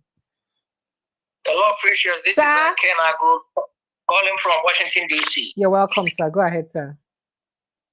First of all, Okay, sir. everybody knows Mm, that Calabar, Lagos Calabar Road is a way to pay off these Lebanese by Tinubu. Everybody know that. Because when you look at the procurement law, it wasn't transparent. But that is by the way. So they have to shield a lot of stuff. Anywhere in the world, myself, I used to work for U.S. Department of Housing and Urban Development. Okay? And I used to be a contract rep. I'm an accountant by profession. The contract rep is when government wants to do certain things. Mostly what we do then is building houses, neighborhood, and some infrastructure within a state or something like that. It is a must. When you submit your bidding, you will say this is the cost per unit of apartment or whatever. Okay? So with the road, okay, I know that such a long road, there will be some areas due to photography of the area, there will be area the cost will be high, there will be area the cost will be low or whatever. But you have an estimated cost per kilometer. Don't all those. The contractor first will go over there, go visibility study, check everything, know that this place will cost more than this place will cost this, and from there we draw up the total estimated cost. And as you go on, you might add some costs because there are certain circumstances the contractor did not see. Something else might happen. But at least the contractor will say, this is cost per kilometer now. And they will come and say, because you don't want to do that in government. Look, this is what we estimated. It's not going to be this. It's gonna increase that because of so and so. And you negotiate with them. You say, okay, you send your guys there. They say yes, because this was not in existence when they put the contract. Now it has changed. So I'm like, Umar, he knows exactly what he's hiding. Okay, like I said, that contract was done in secrecy. It was the way to pay the Jaguaris or these Lebanese guys. It is a way to siphon, and your guest was right because it's a way to siphon money for the 2027 election. But Umar, he made a fool of himself. You can watch it. He made a fool of himself. You call yourself a professional engineer, and you cannot give cost per kilometer. Estimated. Nobody's asking to give the exact. He knows what he's doing. So he's totally wrong. All right. Thank because you, that contract was done in secrecy. That's all I want to say. Thank you. Thank you so much, sir. Thank you, sir. I appreciate you. Thank you. All right. Okay. Make I just go visit backyard first. I'll come back to front of yard again. Good evening. Good evening. The calls they come non-stop. You will give me small breaks, small, no vex. Good evening. Why are you running away? Okay. Go ahead. Good evening, Precious. Thank you, sir. Good evening, sir. And greetings to your guest who is gone. Yes. Thank you for all you're doing, Precious. Thank you, sir. Two things I want to talk about. One is with the minister who resigned. And I did hear one of the callers, they say, well, your guest say the minister did a good thing by resigning, and some other people are giving him accolades. I don't think that is right. There's an issue of impropriety here. So he has to, yes, he resigned. That's the right thing to do, but he has also to be investigated. If the allegations are true, we should go in for it. That's one. Two. But he put a whole question to, screening process before a minister is confirmed. There's supposed to be screening by DSS. The screening by the Senate, and it's unfortunate, that none of those people captured this issue of certificate forgery. Again, that tells you about our system. We talked about our structures. There are people who are supposed to do jobs that are not done, and they go scot-free, and it's been happening. There's so many of them. You just bow and go, and there's no screening. You don't run a state that way. You don't run a government that way. So that's how, and I'm sure that by the time you look through, you will still see quite a lot of people there who have very funny certificates and lying. We've seen one in the past. Someone went to jail. A speaker went to jail because of forgery. So there's no reason why this person, whoever it is, should not be tried and made to show example. But I doubt that that will happen, because from the top, you have the president who has issues, surrounding certification, his person, his identity, and all that. So I'm surprised that he accepted the man's resignation. I was thinking that, he would just tell the man to stay on, because he himself has issues to which he has not answered. And that's the country that we have. But let me leave that quickly. Go to Umahi, and the Lagos Calabar Coastal Yes, Highway. Calabar Coastal Highway, yes. Yes. You see, there's nothing that, there's a whole lot of secrecy surrounding that, just like one of the speakers said. So many imponderables. There is an internationally recognized process. Even the federal government has a procurement procedure. They didn't follow it. It was not advertised. It was not approved by the Senate. How can you award a contract to somebody just on the basis of the fact that he did something at Eco-Atlantic, and therefore that qualifies him to be the only person? Then how do you compare prices? How do you bid? Say in only a nice be control the water. Say that is the water. Mami water where they say nine come out. So no other person, they cannot be common Mami water. So based on basis of that, they give them contract of that magnitude. Where is the best practices? Where is this? Is laughable. Where is that done? And then how can you even award the contract? You don't even know how much it is. How much it's going to cost you? Now it be the total sum, but na per kilometer. On a go, they ask hard question. Na per kilometer. How can it be? They don't. They precious. First of all, there were people who said it's 700 kilometers. Then there are people who say it's 750 kilometers. Then you come to the issue of the roads that were done, that was commissioned. There were issues surrounding that, and even what they claim to have commissioned. And I don't know why they hurry. It's been eaten up. The underlay is being eaten up. We saw it. The thing that you commissioned, not even quite up to how many months ago, is being wiped out. So what's the best? Before they go finish the last kilometer, the ones the whole thing go away. So I think Umahi is a minister. He's serving the country. Even though I don't like some of the manner of questioning of Rufai Husseini, but the point that he's trying to establish is, we are Nigerians. We ought to use our money. It's nobody's money. It's not the president's money. It's not Shaguri's money.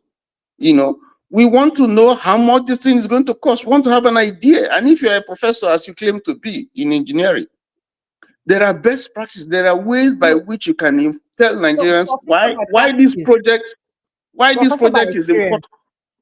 Yes, why is this project important? Federal roads are collapsing all over the place. They are impassable. You can't access them. Why is this road so important? Why is it so vital? When is it going to be finished? How much is going to be spent? You don't put Nigeria into bese that we can't pay. Federal government is providing 30%. Shaguri and Shaguri, who are in-laws to the president, they are providing In-laws. counterpound funding, 70%. You know, what is the 70% that they're providing? How much is the total involvement in this project? We have to know. So it's a And even valid the road will question. be told. The road will be told, you know, right?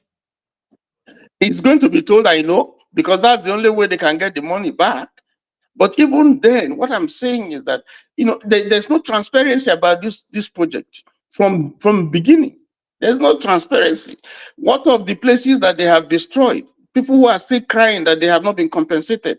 You know, you abandoned that place that the federal government acquired and went and diverted it to another place, you know, causing another destruction, you know, over that terrain. No proper feasibility it was done. No proper environmental impact assessment was done. So Rufai is right when he's questioning the minister's integrity in the award of this contract. Because how can you be laying this thing? You don't know that there are cable, there are fiber optic cables running through the place that you initially, you know, said that you have done.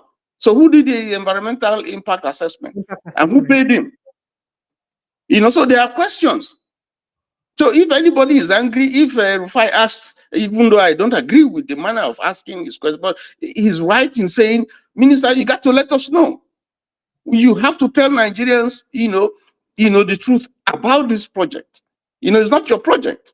And this is the president's in-law, I mean, the owners. And this is this thing that your son has interest in. I guess, so you have to tell us. I mean, the whole thing is fishy. How can you award a contract to your in-law? How can you do that? Federal this thing, and then the whole thing is fishy. So you favor them because they are related to you. I mean, it doesn't make sense. This is not a family. Nigeria is not a family business. Nigeria is not a family business, and I'm sure this is part of the reason why they don't want to go there. Because I'm sure if it comes there, this is one of the things they're going to probe.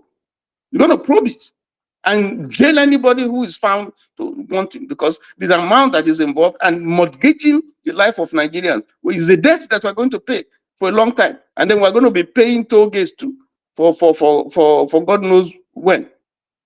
So I think this is wrong. This is not how to govern. There's no transparency, and I think it is wrong. And the Senate should be ashamed of themselves for not taking this issue up, you know, with the authorities to say, no, this is wrong. We deserve to know, you know, everything about this thing. Shouldn't have been approved in the first place. Let me just stop there, because it's initiating is just nonsense. You can't do it here. It's only in Nigeria you can do all this nonsense. And you say you're copying America and you're copying it. Nobody will do it here. You can't even do it here.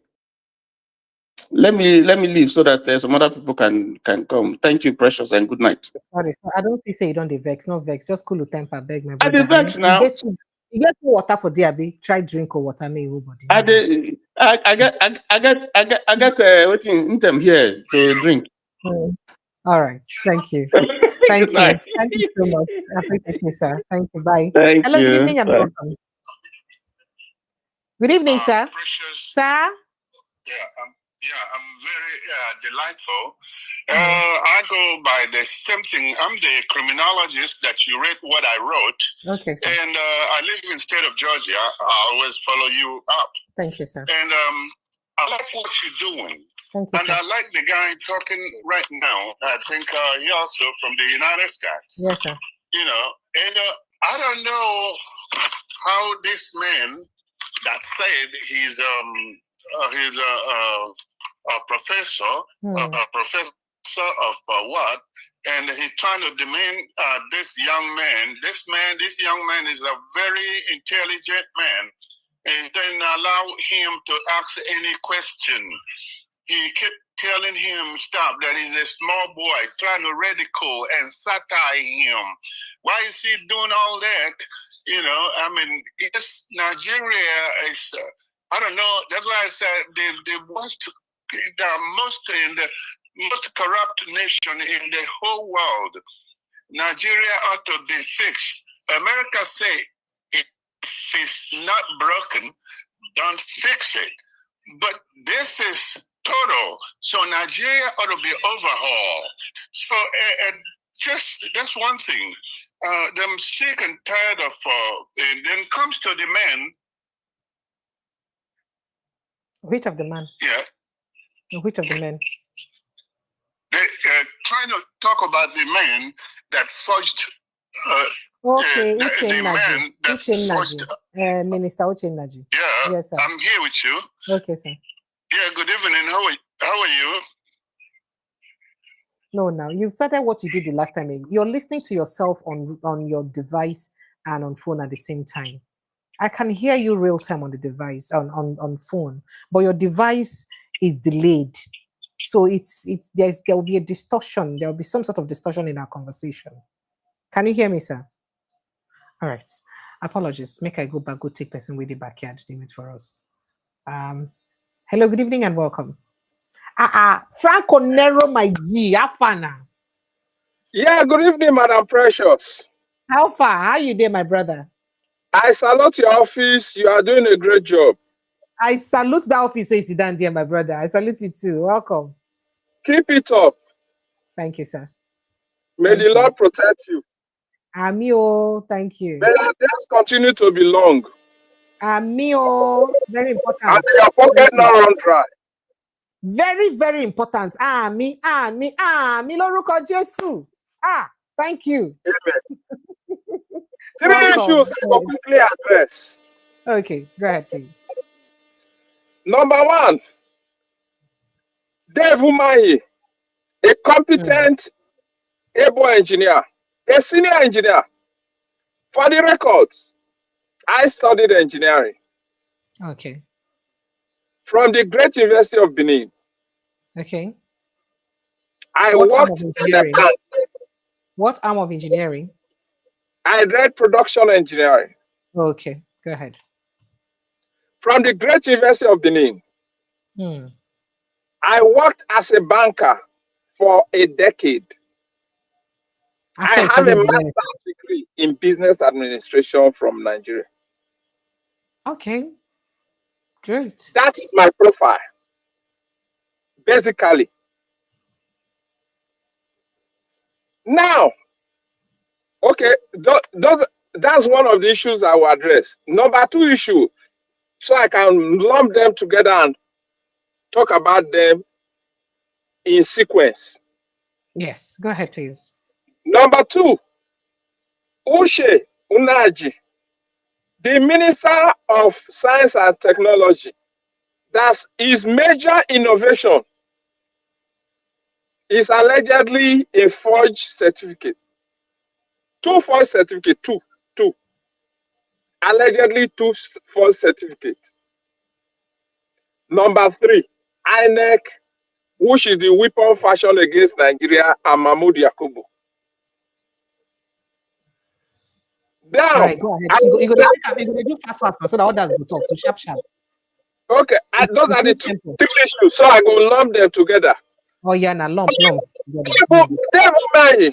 Great engineer. I respect his seniority in the field of engineering, but because of politics, basic arithmetic for those that do basic arithmetic, I'm not gonna say deep engineering and basic economics. There is what you call average cost.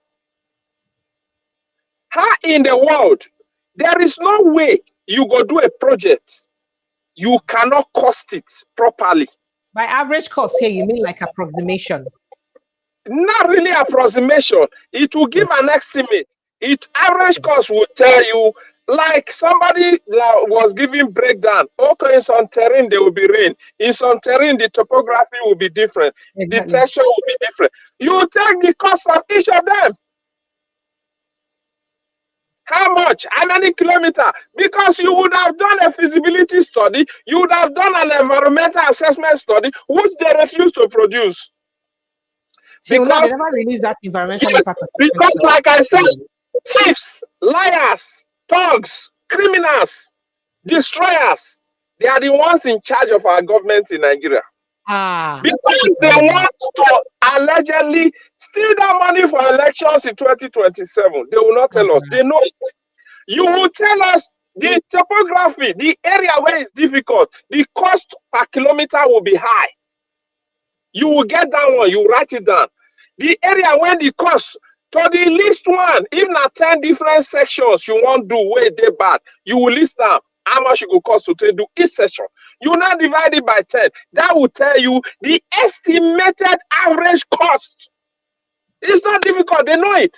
Now basic maths, basic engineering, basic cost analysis, basic, not deep, not deep. Where you go do exponential and do all those crazy calculations. No, they don't want to do it because they want to steal. Let's stop calling it looting. They want to thief because we have thieves in our government. That's on Dave Umahi. They should tell us the average cost. Let us stop telling us bombastic. They think people are fools. We have professors of engineering. He claimed to be a professor. Where if I ask him, who school give you professorship? He says a professor in the field. You cannot claim a professor when you are not a professor. No. You are maybe an expert in the field, which I salute him for that. But because politics is hiding the truth, give us the average cost. It's simple. Then on the so-called Minister of Science and Technology and Innovation, that innovated his own certificate. Well, thank God. Please be nice. That he resigned honorably. He resigned. I will commend him for that because many of them refuse to resign. Because it's not difficult to verify those things. He may have gone to school. Of course, I have classmates that we started the university together that did not finish with us. Absolutely. You understand? It happens. But you cannot go ahead and go claim because it's not difficult to verify those things. When I was working, I submitted my documents. You understand? They go after some time, they go back to the school, they take copies of it, they go back to the school and verify it and ask the school, did you issue this certificate? They have the records that they issued it or not. University of Nigeria came back and said, we did not confirm that you issued this certificate. If you enter the school, you get a matriculation number, whether you finish or not. That matriculation number is tied with you for life. You understand? No two persons have the same matriculation number. If it happens, there will be a problem. That must be resolved before you graduate. So he entered the school, he not come out. He probably come out, he finish all it, let's assume say he finish everything. He not go back, go collect his certificate. He go allegedly arrange your own. The school said, we'll not give up that one to you, the one where you go present. Of course, we know somebody that is high in Nigeria government that produced some certificate from university from America that nobody could verify. We have somebody in the head of our government that claimed to have gone to a secondary school before the secondary. When he finished from the secondary school self never begin existence. That's on. Yes. The records are there. Of course, may will not mention their name so that your channel will not be flagged or whatever. But we know them. The top of the Nigerian government, we know. The issue come up for court. But the court, Mago, they push out for court. That's on energy. Finally, INEC and Mahmood, the thunder from, what you call, thunder from Ore, thunder from Ubuyoko in Benin, thunder from Iyaloja, from Delta State, thunder from Port Harcourt, thunder from the west, thunder from the north. We go rain on Mahmood Yakubu for the disgraceful performance, the 330 billion that he used to conduct 2023 elections. He lied to us that he went all about that I trusted Mahmood. Yes, me, Franco Nero. I trusted Mahmood before the 2023 election. I was defending him online, defending him on different platforms. That yes, he will go conduct a credible election. We will see the results on IREF. I was defending him. I didn't know I was fooling myself. He draws in. He draw us like what is that they call like all those rats where you gonna bite your leg. They're gonna block, and they bite your leg. That is what Mahmoud did. At the end, till today, he not talk the glitch. When he glitch the results of the presidential election, not glitch for us federal House of Rep, not glitch for the Senate, but glitch. They fall out for the presidency. Up to today, He has not explained anything. And you expect us to clap for him? Now he's leaving. Then they sing some song to him. What will be his legacy? His legacy is failure. His legacy is disgrace. His legacy is a liar. I will pray bad prayer for him. Because myself, I was drawn in. Trusted him to do what is right. He said it, he was going to do it. He went to London and told everybody that results will be displayed. We will see it all. He lied. He lied to us. And now he's leaving. It's a disgrace. INEC, some of the people in the judiciary, some, in quotes, some, majority, I won't say some, majority of our judges and the judiciary are the weapon fashioned against Nigeria that want to destroy the country. But we Nigerians must wake up and begin to hold them accountable. Anybody will say, enough, he explain. You should not go to the office. Go do your business where nobody will ask you questions. If you come to be a public servant, you must be ready to answer questions. The money belongs to all of us. Yes, the money belongs to all of us. The taxes they were collecting. Adult verse. This thing is every time you listen to these people, you'll be wondering, the things other people are fools, stupid. Well, that thunder, I go to pray for Mahmood every day. Thank you, Precious. It's amazing. You know, can't do me, then can't carry this thunder. Can't see on my channel. The thunder will come now. No vex. Not to be a plate on you. What do you do now? These are basic facts. The way you just shout the thunder on top of the channel, and make us make it cool down. No vex. I was deceived. He talked to us. Now, so they sweet talk us. He they sweet talk us. He they sweet talk us. Every day, some people they vibrate. Don't trust INEC. Oh, don't. I say, hey, no. The way they position, the way that they bring all the data there, that they bring the registration data, that they bring this data, that they tell us this one, that they tell us what it don't happen for Oshu, they tell us what will happen for Edo. We say for our eye, we say, okay, things may be better, and then you carry that trust. You use sledgehammer. You slash her for ground. They will. God ask you, explain to us. You tell us to go. We go court. They say no. INEC does not need to follow what they have said. So how in the world you teasing Nigerians, people like myself, go come fee for somebody like that? I will never ever any word will come out from Mahmood Yakubu mouth after that time will never, ever, one little thing, everything to me is a lie from him. Because I trusted him. I had faith. I defended him on different WhatsApp platforms before the elections. I defended him. I defended that no everything go there. Okay, Mona go register. Mona go do this one. Now so would they try, they package things, make things for go well. But at the end, what happened? They turned the thing around and said glitch. When they reach court tell them that go take court. INEC tell court say no. They're not going to follow that rule. That rule say they need to upload. No, they're not talk that one. No, that one a side talk. They have to go to the do manual. How in the world? How in the world in 2025? In 2025, I told you there were elections in South Africa. We saw it. We're not going to use US, for example, now because it's kind of more sophisticated and all they do this thing for decades, hundred of years, almost 200 years now that they do election for America. You understand? Small South Africa. See Malawi do elections here. The results were clear. It was clear. It's not rocket science to do it. It's not rocket science. We have people that can do it in Nigeria. Now, Nigerians now develop beavers, not Westerners. It's a Nigerian within INEC. Now they develop beavers. The people that develop beavers, the people that develop the technology, they felt those people will not be compromised. They moved them from there.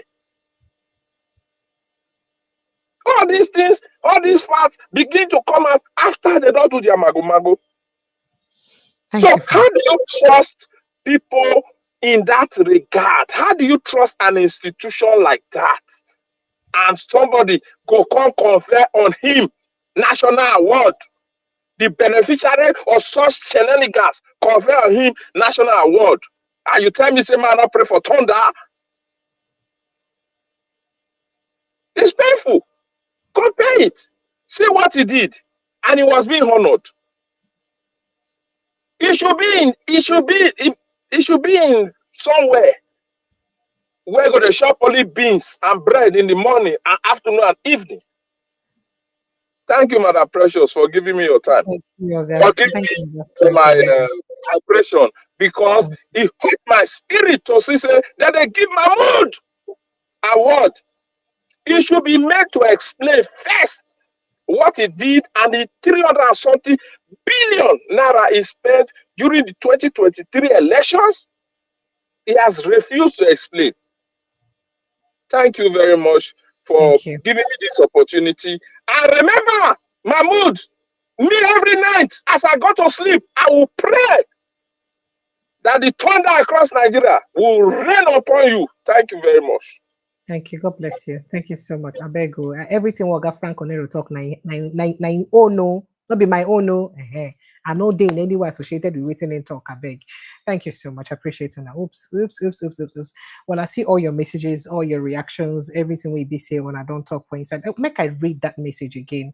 Now that person will send that message before sending that one. He say, actually, the original designer of the road is a classmate, and the details of the cost per kilometer are available for the original design alignment. The original designer is retired now, and in my conversation with him on the issues we were being faced with, the road construction, he let me in on what he termed are a lot of changes due to political shenanigans. Now, he also said he had advised that the roadway implementation should not commence until the EIA and the SIA studies, which were ongoing when he left the ministry, are completed. Review through a public hearing event and approved.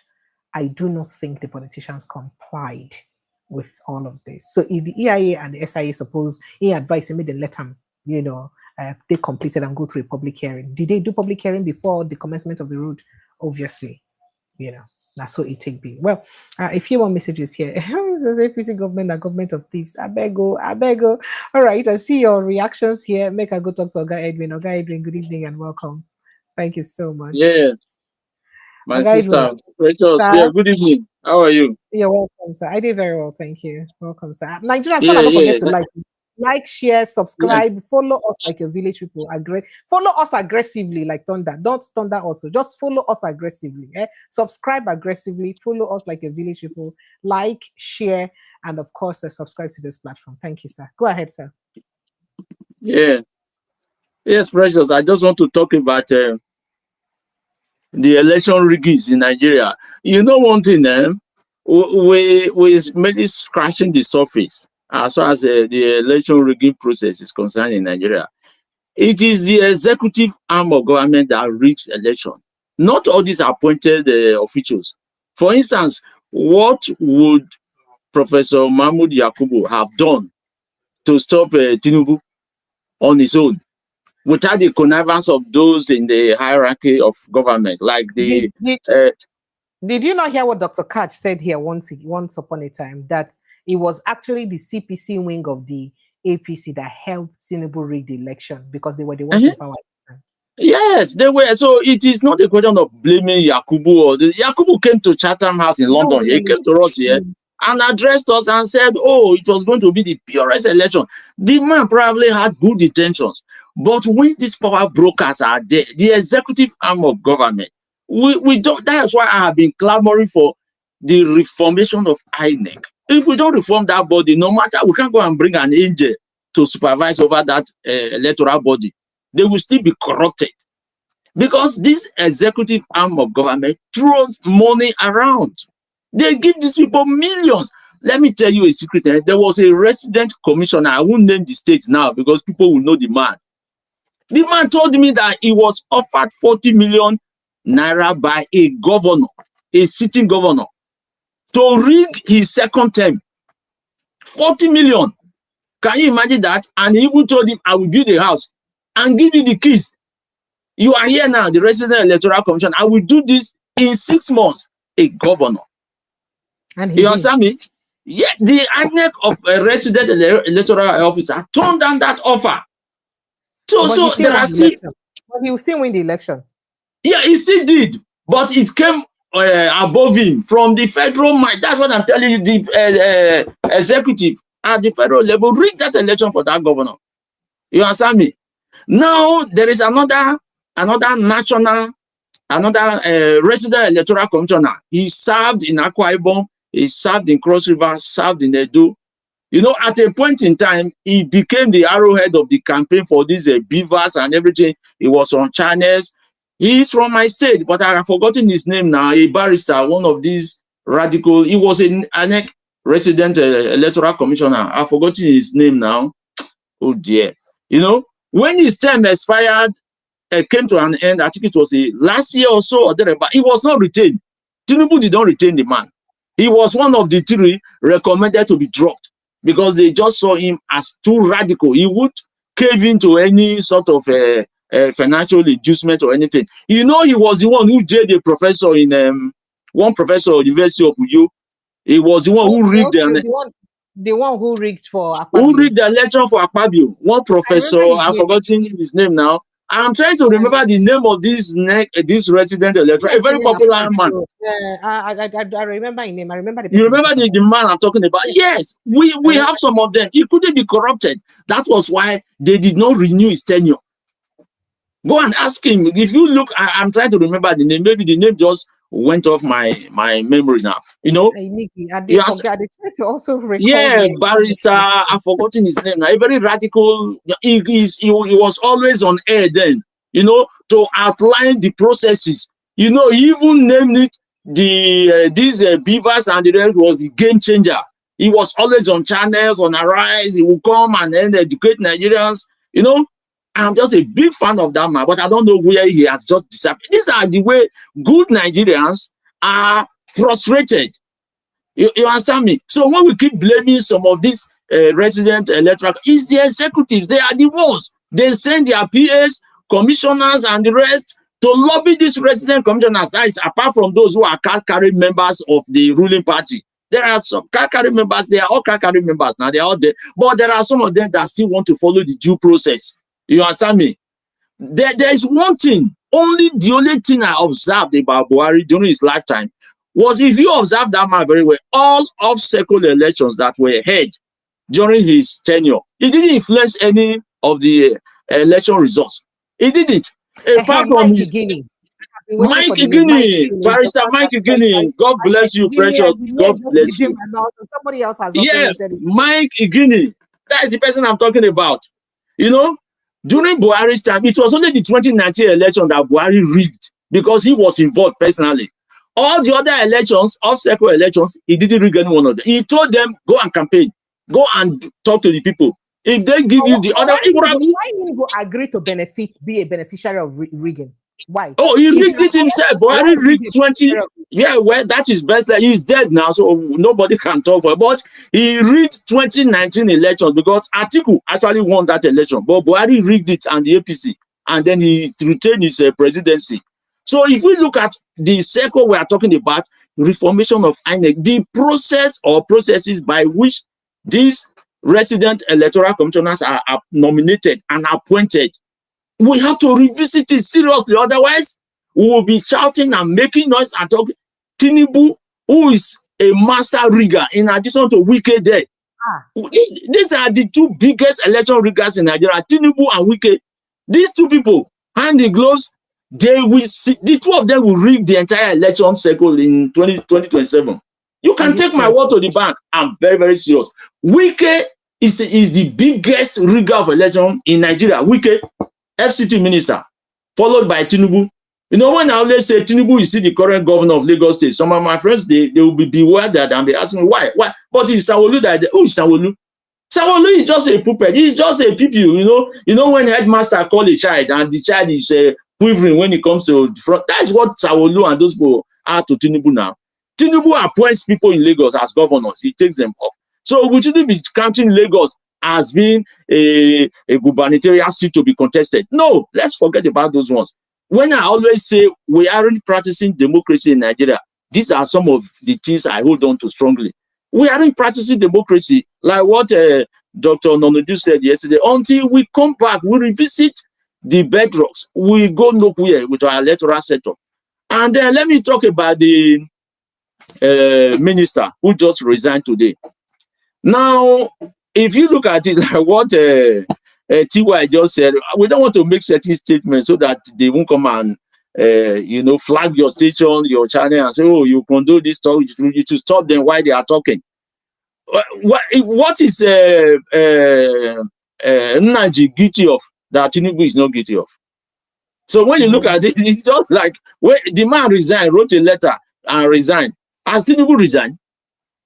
So if Tinubu resigns, then I will know, yes, the ultimate. Then I'll keep giving maybe kudos to those Nigerians, patriotic Nigerians who have been shouting over the rooftops about Tinubu's activity. Why do you expect the president to resign? Overweight. No, Tinubu, if Tinubu has conscience, he would have not even contested the presidential election, let alone being our president. I don't understand. If he had conscience. Why do they talk like that? But Precious, look, I don't want to talk about Tinubu. Let me not talk about Tinubu. He's there as the president. That is the toga we carry as Nigerians. They see you are carrying a Nigerian passport. Unfortunately for me, I don't carry one. They say, you're Nigerian. Yeah, oh, you're president. That is what they say to us. Yeah, abroad, everywhere we go. You travel to any mainland Europe now. Go to Germany, go to Italy. Oh, Tinubu. Oh, we know. Is it that drug man? They will just tell you. They will tell it to your face. And you are ashamed. You hear what's in the first lady talk, say people don't they want to associate with Nigeria. People they like us now. Everybody wants Nigeria now. Oh, Precious. Before. It just a comment, Precious. You do not, those of us who are abroad. Those of us who are abroad, we know the shame we carry. When we talk about our leaders, or when people talk about our leaders to us, we know the shame we carry. So we know what we bear, the burden we carry, but we don't go about that. If only, despite carrying those shame and burden, these people give us good governance, then we will be fighting and saying, well, it could be this and that, but look at what he's doing. He's delivering the dividends of democracy. How can I go and defend somebody like the governor of Edo State? I am not from Edo State, but I grew up in Benin. But should that one have been the governor of that state? But he's there. Who rigged him to be there? It's Iyeki and Tinubu. You remember Tinubu once said, I will deliver Edo State. And he did. He sent Ike's cousin or whatever. That may just be political statements now. No, Precious. What happened in the blend will see what happened. They saw what happened in Edo State. That election in Edo State is one of the biggest grudges I have against Tinubu.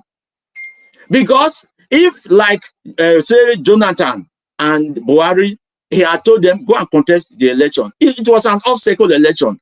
Let the best candidate, let the people's choice be made there. Let them select their governor.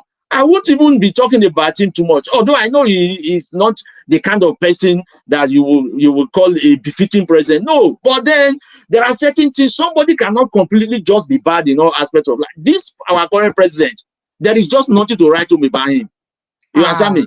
So when you look at him, his antecedents, look at all the off-cycle elections. Look at the by-elections they held recently.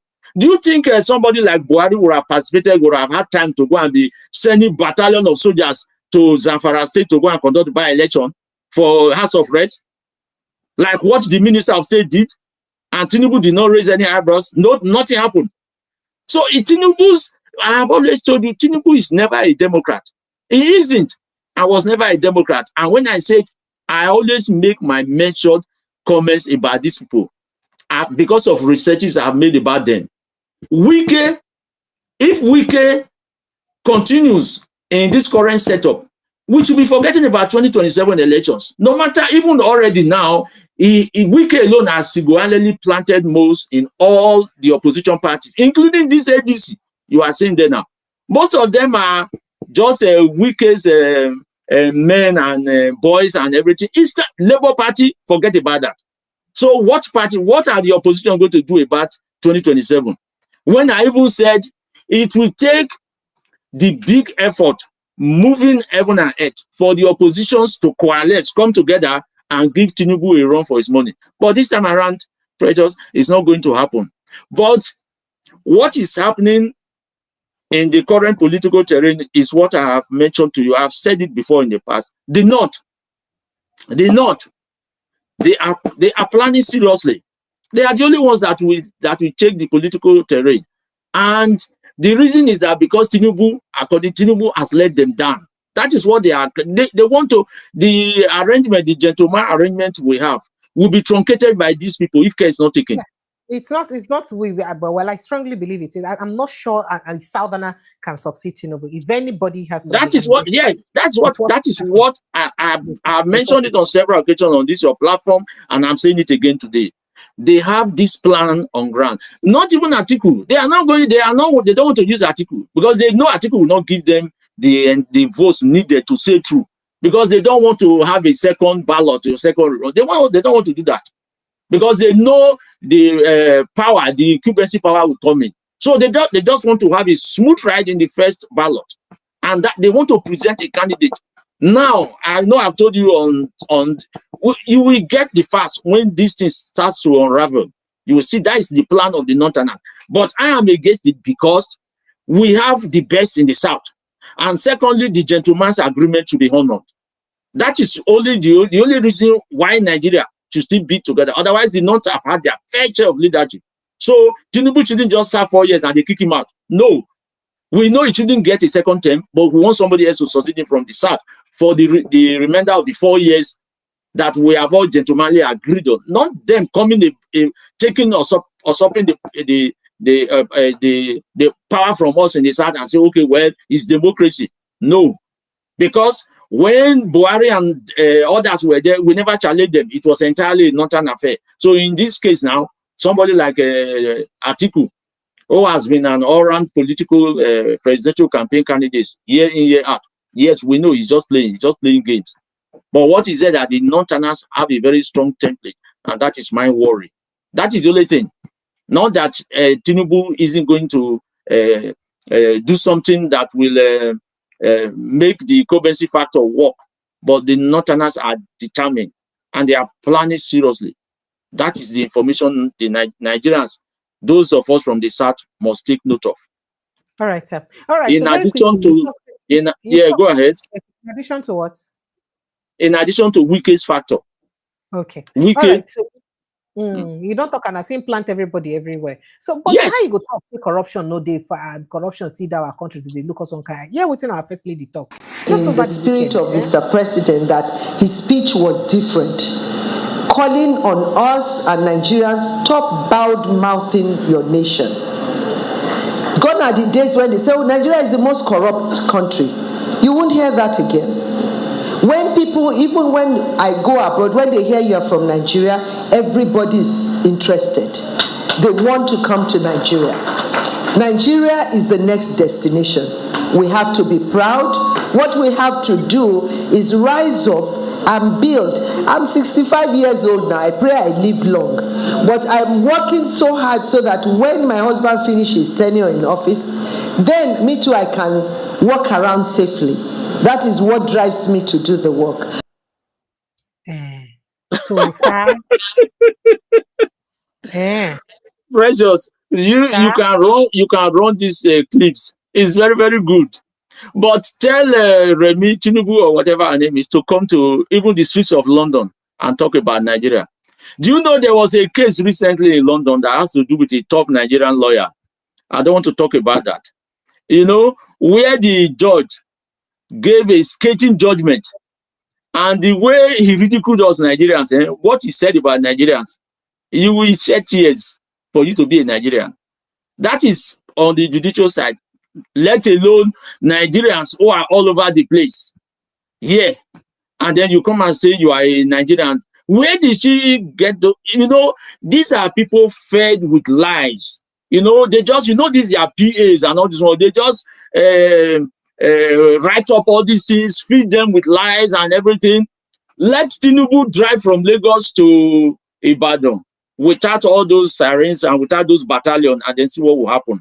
Why don't they travel on the roads or in Nigeria? They drive from Lagos to Benin, or then I think they fly their presidential jets all over the place. So for somebody, Nigeria in all ramifications, if we are not the most corrupt nation on earth, we are very, very close to it, maybe number 2 or 3. From all the indices, even from the so-called United Nations, IMF, all those people, they know. Tell me what is not corrupted by the Nigerian system. It's not only economic corruption. In every facet of our life, Nigeria is such a place that when you mention, I'm telling you, work colleagues and the rest. For instance, if you go to some banks now here in the UK, and they just see that you are a Nigerian and you are holding a green passport, they keep you aside. The way you will be interrogated, and me banks, so for you to even open a bank account, you are a Nigerian. Those that have come in, even legally, they have their legal. There was a friend I escorted to, I had to vouch for this person before they just looked at him and said, Nigeria? Oh, no, look, you undergo extra scrutiny. You can ask other Nigerians in the diaspora, not that I'm just making up any stuff. You can ask those in the US, Canada, mainland Europe, UK, just ask them if I'm making up stuff. It is only those who are indirectly benefiting. Maybe they have cousins or one of persons in government. Do you think a Wike's cousin will say Nigeria is corrupt? He will say that. Because Wike is there in FCT. For instance, you want to commission just one, you want to flag off construction of a road project, you go and hire canopy. Look at what the one he did today in Abuja. Do you know how much that would have cost that FCDA? Those canopies, rented crowd, those musicians, everything, just to flag off road construction. Maybe 2 kilometers, 3 kilometers. You spend more than 40 million just for publicity. Meanwhile, the project, how much are you going to give to the, and the project, it could be 100 million. In the Nigerian corrupt system, they say it's 200. Everybody will get budget. Bank accounts will be flowing. A lot will be flowing. Then tell me, in the end, they will tell you, we spent 500 million just to construct 2 kilometers of road. That was what we did in, sorry to say, Precious, your River State. Overhead bridge, overhead that was how Wike got stole River State dry, rigged all the elections there, everything. So when the master rigger, who has the judiciary in his pocket, is there, hand in gloves with the chief executive, president of Nigeria, another schemer, another 419 man, another. No, don't be saying this, I beg. When you about our leaders. Precious, yes, I'm sorry. I'm sorry to say that, but that is the truth. Because when you say you are a Nigerian, that is the face you create before them. I'm telling you, I'm being honest. Like what I've always told you, Nigeria gave me the best at my age. Those in my age bracket, those who are 55 up to and above in Nigeria gave all of us the best. And that is why you always see me, I'm always hammering on the fact that if those in the level of governance in Nigeria now aren't giving the best to generation yet or born, even current generations, like those Gen Z that we are all proud of, if they don't give them the best, I always pray that heaven will not forgive them. Because what Nigeria gave them, if they are not giving same or close to it, to generations that are upcoming, where you see 13, 12-year-old children now going to join courts to become millionaires, where, like what I said the other time, where a girl could be carrying the head of a beheaded human being in a paper bag, and then 15-year-old girl, 15, who should be in school, secondary school, learning. And so you see how the society has deteriorated in Nigeria to the level that everybody wants to become a millionaire overnight. And it's because of the bad examples that those at the helm of affairs have given them. You know, nobody, because they say you go to school for what? Nnaji just resigned now because he was cut out. There are so many of them there who are just in the National Assembly, State Assembly. They are all fakers. They forge certificate. They print them. Look, Precious. I beg my sister. Good Thank night. you, sir. Make I not give you too much headache and give myself I headache. don't know whether you hear and see Natasha, your sister, sit down for plenary today. So she don't resume Yes. work. Yes, now what would they have done to her? If they had tried to stop her today, then they would have known that she is married to an Ichekiri man. You know? Yes, because she has served the punishment. You suspended her 6 months. Everything. When I keep telling you the judiciary is in the pocket of these people, you know, how did Akpabio even become a senator in the first place? How did he become a senator? So, and unfortunately for him, he's not the Senate president. So you want the judiciary to give judgment against Akpabio. So it's just that one thing that I commend Senator Natasha Akpoti-Uduaghan for is that she laid the mark. You know, she has told Nigerian politicians that it is not everybody that you can take for a ride. It's not everybody you can use the leverage of your power on or against. And she showed it. She demonstrated it. She pulled their ears. So if Nigerians, like I always say, if we keep to this Stockholm syndrome that we are used to, and we keep applauding these thieves, these forgers, these 419 people, in those leading us, those thieves organizing seminars and inflating prices, contracts, left, right, and center. Everybody just come to governance, they make money, become billionaires. Those who are shouting a Miloko now in Oyo State, they want to become governor. When they have not even been able to deal with power problems in Nigeria, they want to become governor. Those are people who should even have gotten the boot already. Yet they are there. They want to hold higher offices so that they can steal more, loot more. That is it. Otherwise, what has the what's it called, that power minister got to do with governance in Oyo State when he's a failing minister? So, like Nnamdi, you see that even if those ones are approved now, they may not even have certificates. They don't have anything because all of them, they have NYSC certificates signed by them by different people, degrees that never emanated from any university that they never got in. Or is this people like Umahi, who went disgracing himself today and harassed? And I thank Rufai. That's why Rufai is my man anytime, any day, anywhere. He stood his ground. Give us this basic information. The man was dilly-dallying. He thinks it's everybody you can shout down. Shut up! Imagine a minister saying that on we were all watching him here in Europe. Or he thought Arise television is only watched in Nigeria. It's in Europe, it's in America, everywhere. We saw him. That is a minister who wants to defraud the Federal Republic of Nigeria, hand in glove with his commander-in-chief. You know? So when you look at these thieves in governance, what else have we got to do? Precious, thank you very much. Good night. God bless you. Keep doing your good work. We're out behind you. Thank you. Thank you so much. We'll keep sharing. Right. Oh dear. You were saying something. I think I cut you up. Let me let you land that thought. Sorry, you were saying something. I think I mistakenly. I said we'll keep applauding for all you've done. We'll keep sharing your program and keep liking it, Precious. Like I do. Whenever I finish, I share it to everybody around me, so that they know there is a station, a studio platform in Nigeria that is for the interest of the generality of Nigerians. Thank you very much, Precious. God bless you. Thank you so much to me. Thank you, sir. Appreciate you.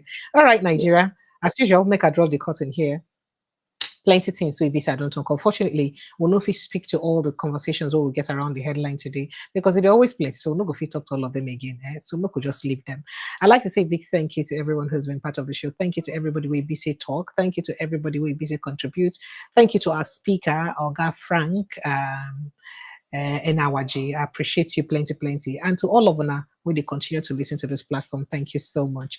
We will continue to do this for the growth and development of our nation. Tomorrow, I have a very radical lawyer that is appearing on this platform tomorrow. It will be in first time, but he is fire. On no go one miss that guy at all. I go let him in on who in be later. But he is going, he's fire. He's a firebrand, and he could day here with us tomorrow. So if you never like this post, or yeah, like and shapali, subscribe, follow us like a village. Waiting you they wait for now. So you know they pay money for subscription. And it no go cost you anything to subscribe. So why you do you like this? Subscribe. Now will continue to push this ministry forward. And also like the post, share them. Like this post. Each post we will put, like them, share them, comment, drop your mind under there. I go see on a tomorrow, God willing. Protect your mental health. We don't say they talk about Nigeria matter, but when we talk finish, we go rest more too and protect ourselves. You know why? Because I really cry this hero. Do you understand? I see you on a tomorrow, God willing. Protect your mental health. I love you. Good night and God bless you.